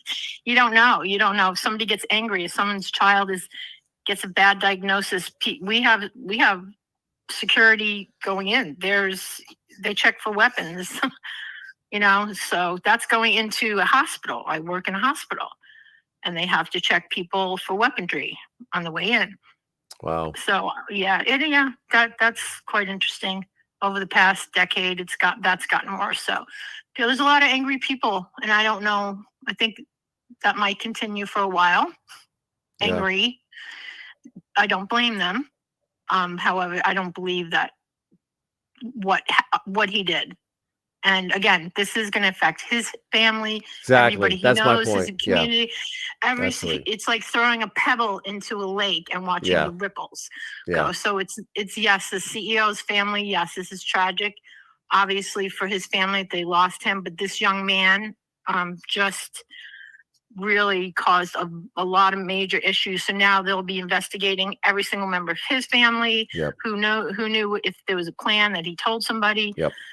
So it's a waste, and it's sad, but that's my 2 cents on this. It's very sad because now his family will never live this down. And this is just, as someone who's obviously been impacted by violent crime, son of a murderer and his victim, that stigma, unfortunately, whether you like it or not, no matter what you do to separate yourself from it, it still carries with you. It is an absolute tragedy.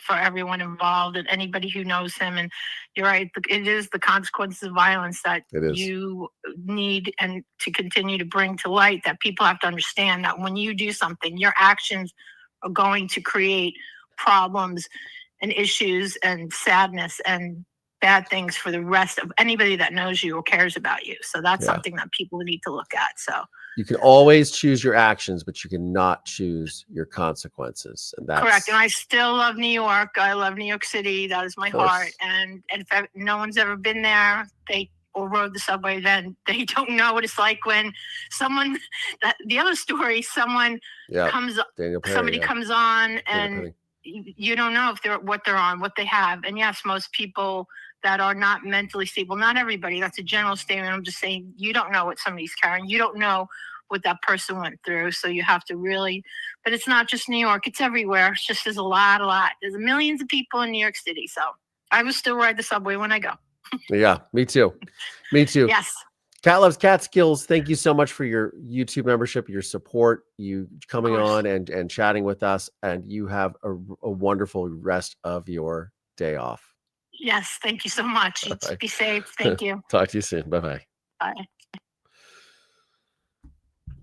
That is a friend of the channel, moderator, supporter, is so gracious enough to give us her time and her insight into the healthcare system in the United States and how she has personally been affected by it, not only as someone who is employed by the system and who has over, as she said, for almost 40 years experience in the system, or 40 years experience in the system, but 4 decades rather. But her own personal insight in dealing with this in her own familiar way. We are almost at 3 hours, Mover Nation. Smash that like button. What is our likes up to? What is our poll up to? We are at 1.1K likes. We got to get them up more. 2,000 votes have come in on this poll. Do you think Luigi Mangione acted alone? 46% of you said yes, and 54% said no. This is interesting because this poll has not changed. It's been a 46-54 split, I think, since I started it over an hour ago. So a lot of you, yes. Thank you to Cat Loves Catskills for joining up. Again, we are covering the arrest of a suspect in the shooting of UnitedHealthcare CEO Brian Thompson. Luigi Mangione is in custody in Altoona, Pennsylvania, after walking into a McDonald's. After walking into a McDonald's and ordering some food and sitting there, he was spotted by an employee and potentially even a customer who called Crime Stoppers, as his photo recognized him and said, "This has got to be the same guy." And this is what we've been discussing for the last good hour and a half. Man, I got to get to work. Mover Nation, I'm going to go ahead and end this poll. I appreciate so much of you guys being on here. I wish I could stay on all day. Our poll has come in. Do you think Luigi Mangione acted alone? There was over 2,000 votes.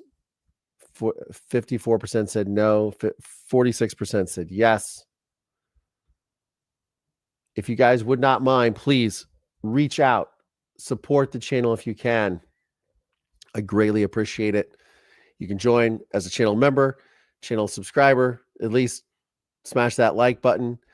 We are having every month, or the second Sunday of every month, would really be the third Sunday, we do Collier's Live AV Club, where I screen a film or a docuseries with you guys. We do a live. It's really, really cool. I really, really enjoy it.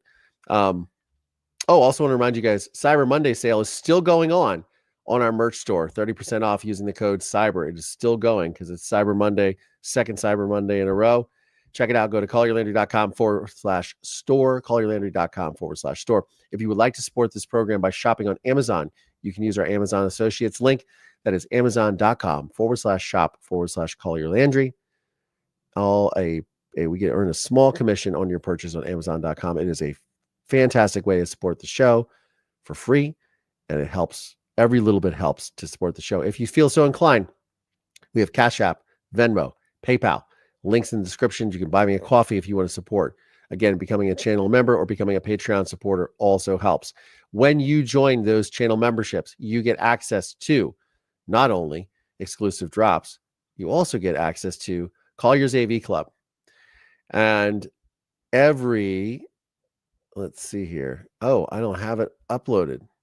Collier's AV Club, which we do a live screening of either a true crime or a documentary or docuseries. I'm a documentary filmmaker. We do a live screening, and I'll just throw up the blank Collier's AV Club. This is from July.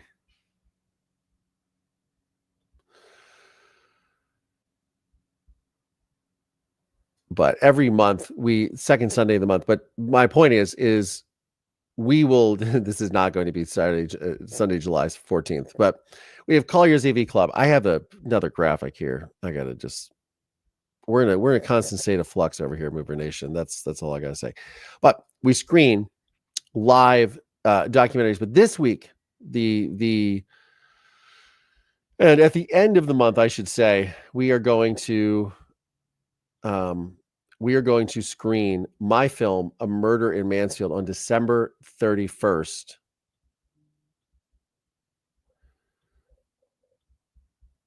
I'm going to try to just download this really quickly. December 31st. If you are a channel member or a Patreon supporter, we're doing a live screening of A Murder in Mansfield.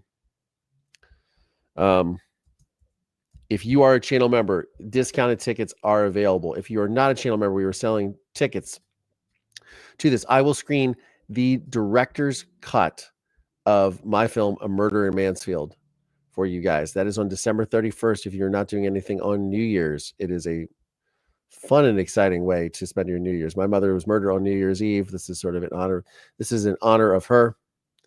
If you guys feel like joining, you have to be a channel member or not a channel member or not a Patreon supporter, but you would get discounted tickets for that. But we'll be selling tickets at Murder in Mansfield, Tuesday, December 31st, on next Sunday for channel members and channel supporters. Channel members and Patreon supporters. We do our Collier's AV Club live every single month, the second Sunday of the month. We are going to be screening my new show with Oxygen, which is called A Plan to Kill. The episode is Noreen Boyle, is episode 8 in a 10-part series done by Intellectual Property Corporation, which did Scientology and the Aftermath.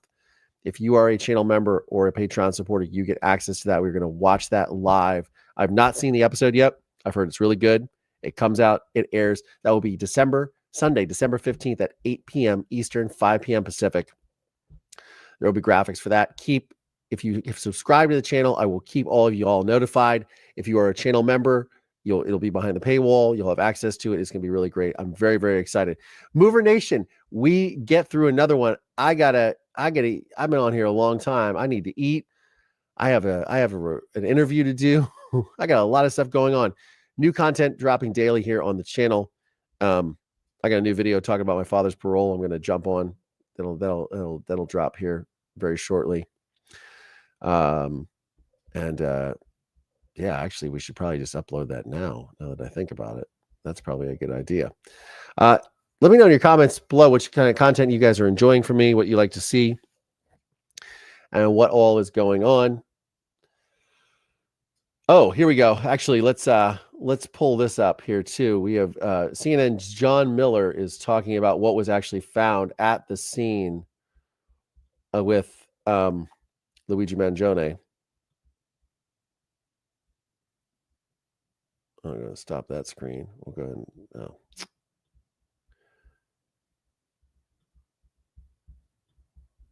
This is CNN's John Miller. This is what's actually was going on here. About specific lines that you can quote from this 2-page handwritten document that was found on Luigi Mangione's person. What was he writing about? Well, he was railing against the healthcare industry, which of course fits into the scenario here. He talks about how these parasites had it coming. He starts off basically saying, I don't want to cause any trauma, but it had to be done. Interesting. So interesting. It had to be second done. page really kind of goes into problems with the health industry. He raises the question, why do we have the most expensive healthcare in the world, but we're 42, rated 42 in life expectancy around the world?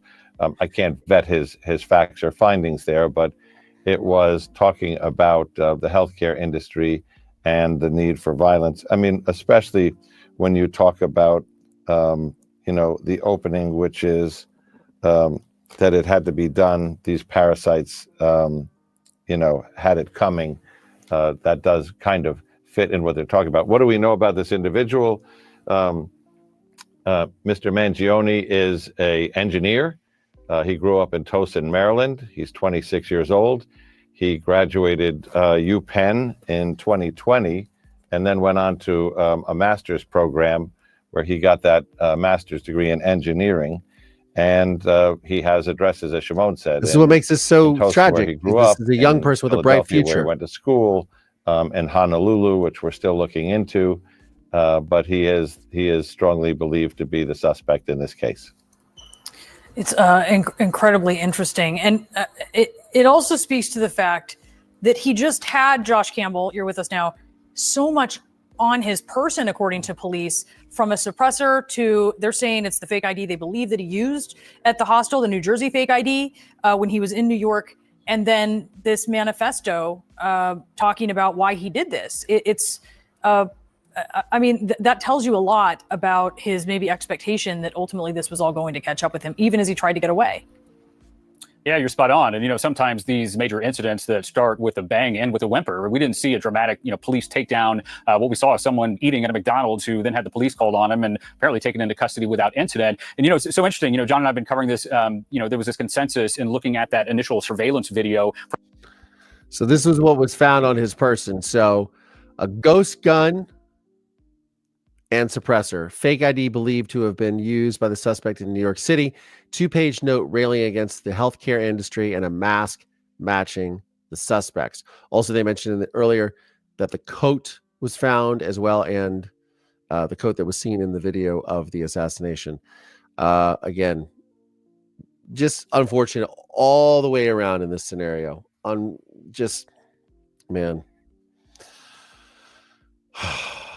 Young person with a bright future, and then they do this, and it's again, he's still a suspect. He's not been charged with anything, and you're innocent until proven guilty in a court of law. And again, I am not a lawyer. I'm not a psychologist. I do not work in law enforcement. I'm just a guy who's been through a lot of shit. That's why you tune in to hear my unique perspective on true crime, mental health, society, and popular culture.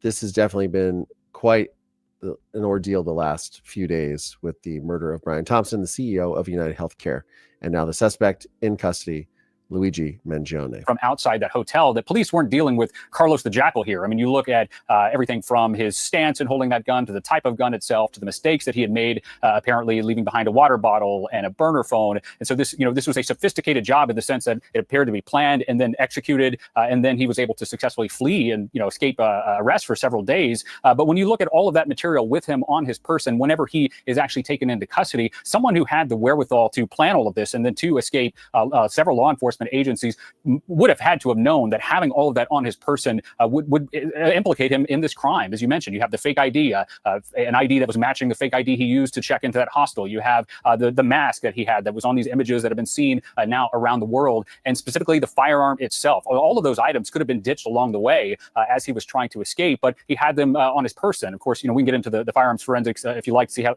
that would actually play a key role here. But when you look finally at the manifesto, that you have to raise the question: is this someone who expected to be caught and didn't mind being caught eventually, particularly if he is someone who was railing against the industry in which this murder victim had worked, to have all that material on you and then to have essentially the motive, laying out the motive in these documents for police to find. Everyone, any good attorney will tell you that the best way to escape any type of serious charge such as murder is to create reasonable doubt, to have no evidence on your person, to try to fight every accusation that comes your way. That much harder when you have all of that with you as you're taken into custody. Yeah, certainly an intriguing point why he would have that kind of note on him. It speaks to some form of premeditation, at least. Josh Campbell, thank you for that. We also have with us Michael Alcazar, a retired NYPD detective. And on Friday, you talked about how critical DNA evidence would be not necessarily in identifying a suspect, but tying them to the crime. And Those would be interesting to see what he says about DNA. Sorry, guys. I thought I was going to jump off here, but I'm going to keep on. We're going to keep on trucking. We are in hour 3. Smash that like button, guys. Smash that like button. Consider supporting the channel. Super stickers, super chats, all those fun things. Support via becoming a channel member. And if you can, please help out. I'm going to continue listening to this. This will be interesting to see what he talks about with the DNA evidence potentially happening as well. In hearing about some of these details, specifically about the water bottle that was left behind and a partial fingerprint that was on that water bottle, I'm curious how significant a piece of evidence would that be in a future prosecution?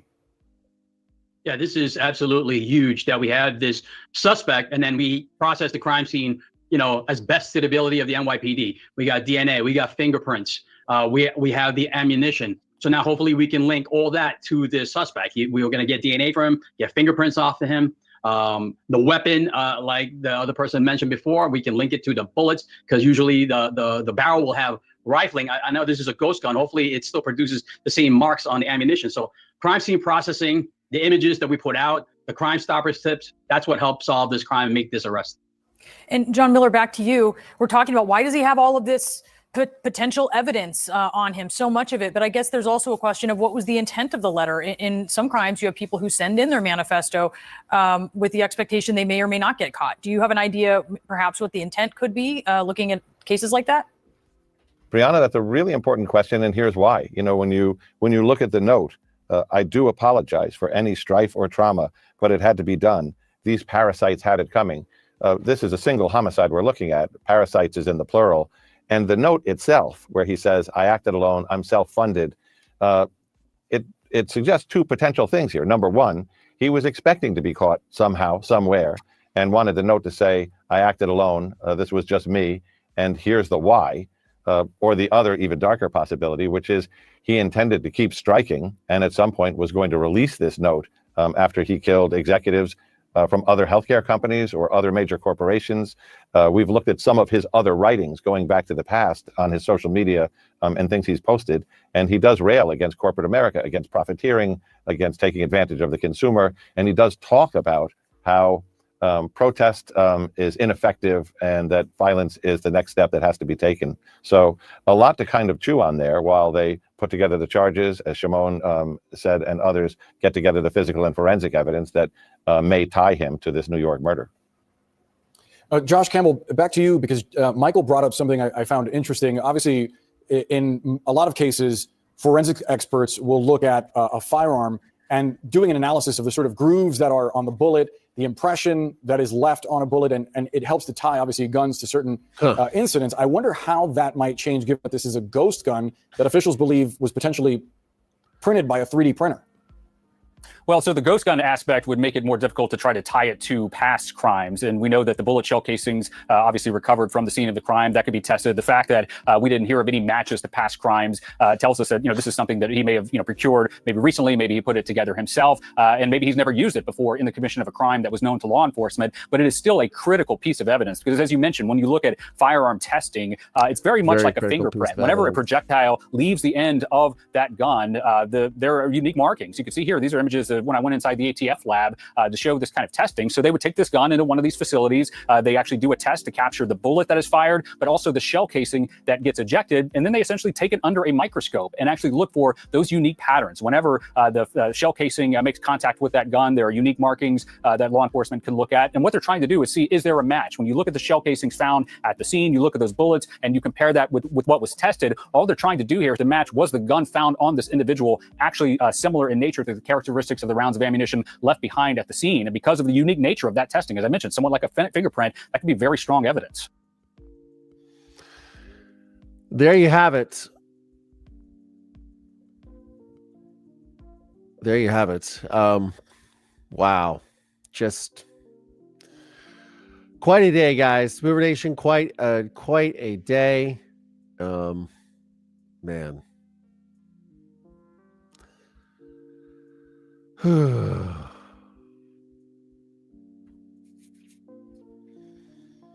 Definitely something to think about.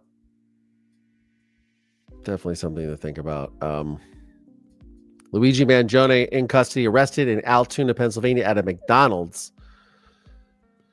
Man.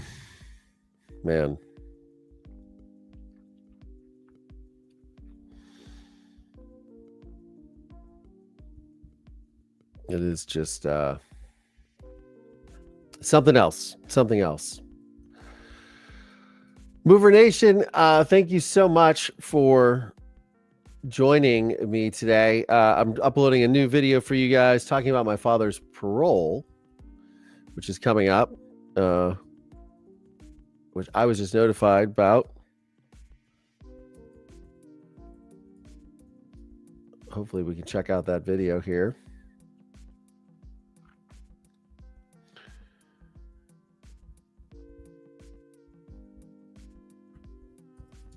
And that will be launching here in a second. I'm trying to figure out if I can just redirect you guys this way. I got to get on with my day. I thank you guys so much. Thank you guys so much for joining me wherever you may be and however you may be watching or listening. Thank you for making me a part of your day, Mover Nation. I greatly appreciate all of you being here. Shout out to my channel mods, channel supporters, everybody. On that note, Mover Nation, as we always like to say, here is the outro. Mover Nation, thank you so much for watching. Thank you so much to all my channel members and Patreon supporters. And for more exclusive content, behind the scenes videos, monthly VIP meet and greets, and watch parties, please consider supporting me on Patreon or by becoming a YouTube channel member. If you like this video, check out this one right here or this one right here. And don't forget to like and subscribe because it helps with the algorithm. On that note, I'm Collier Landry. I'll see you on the next one.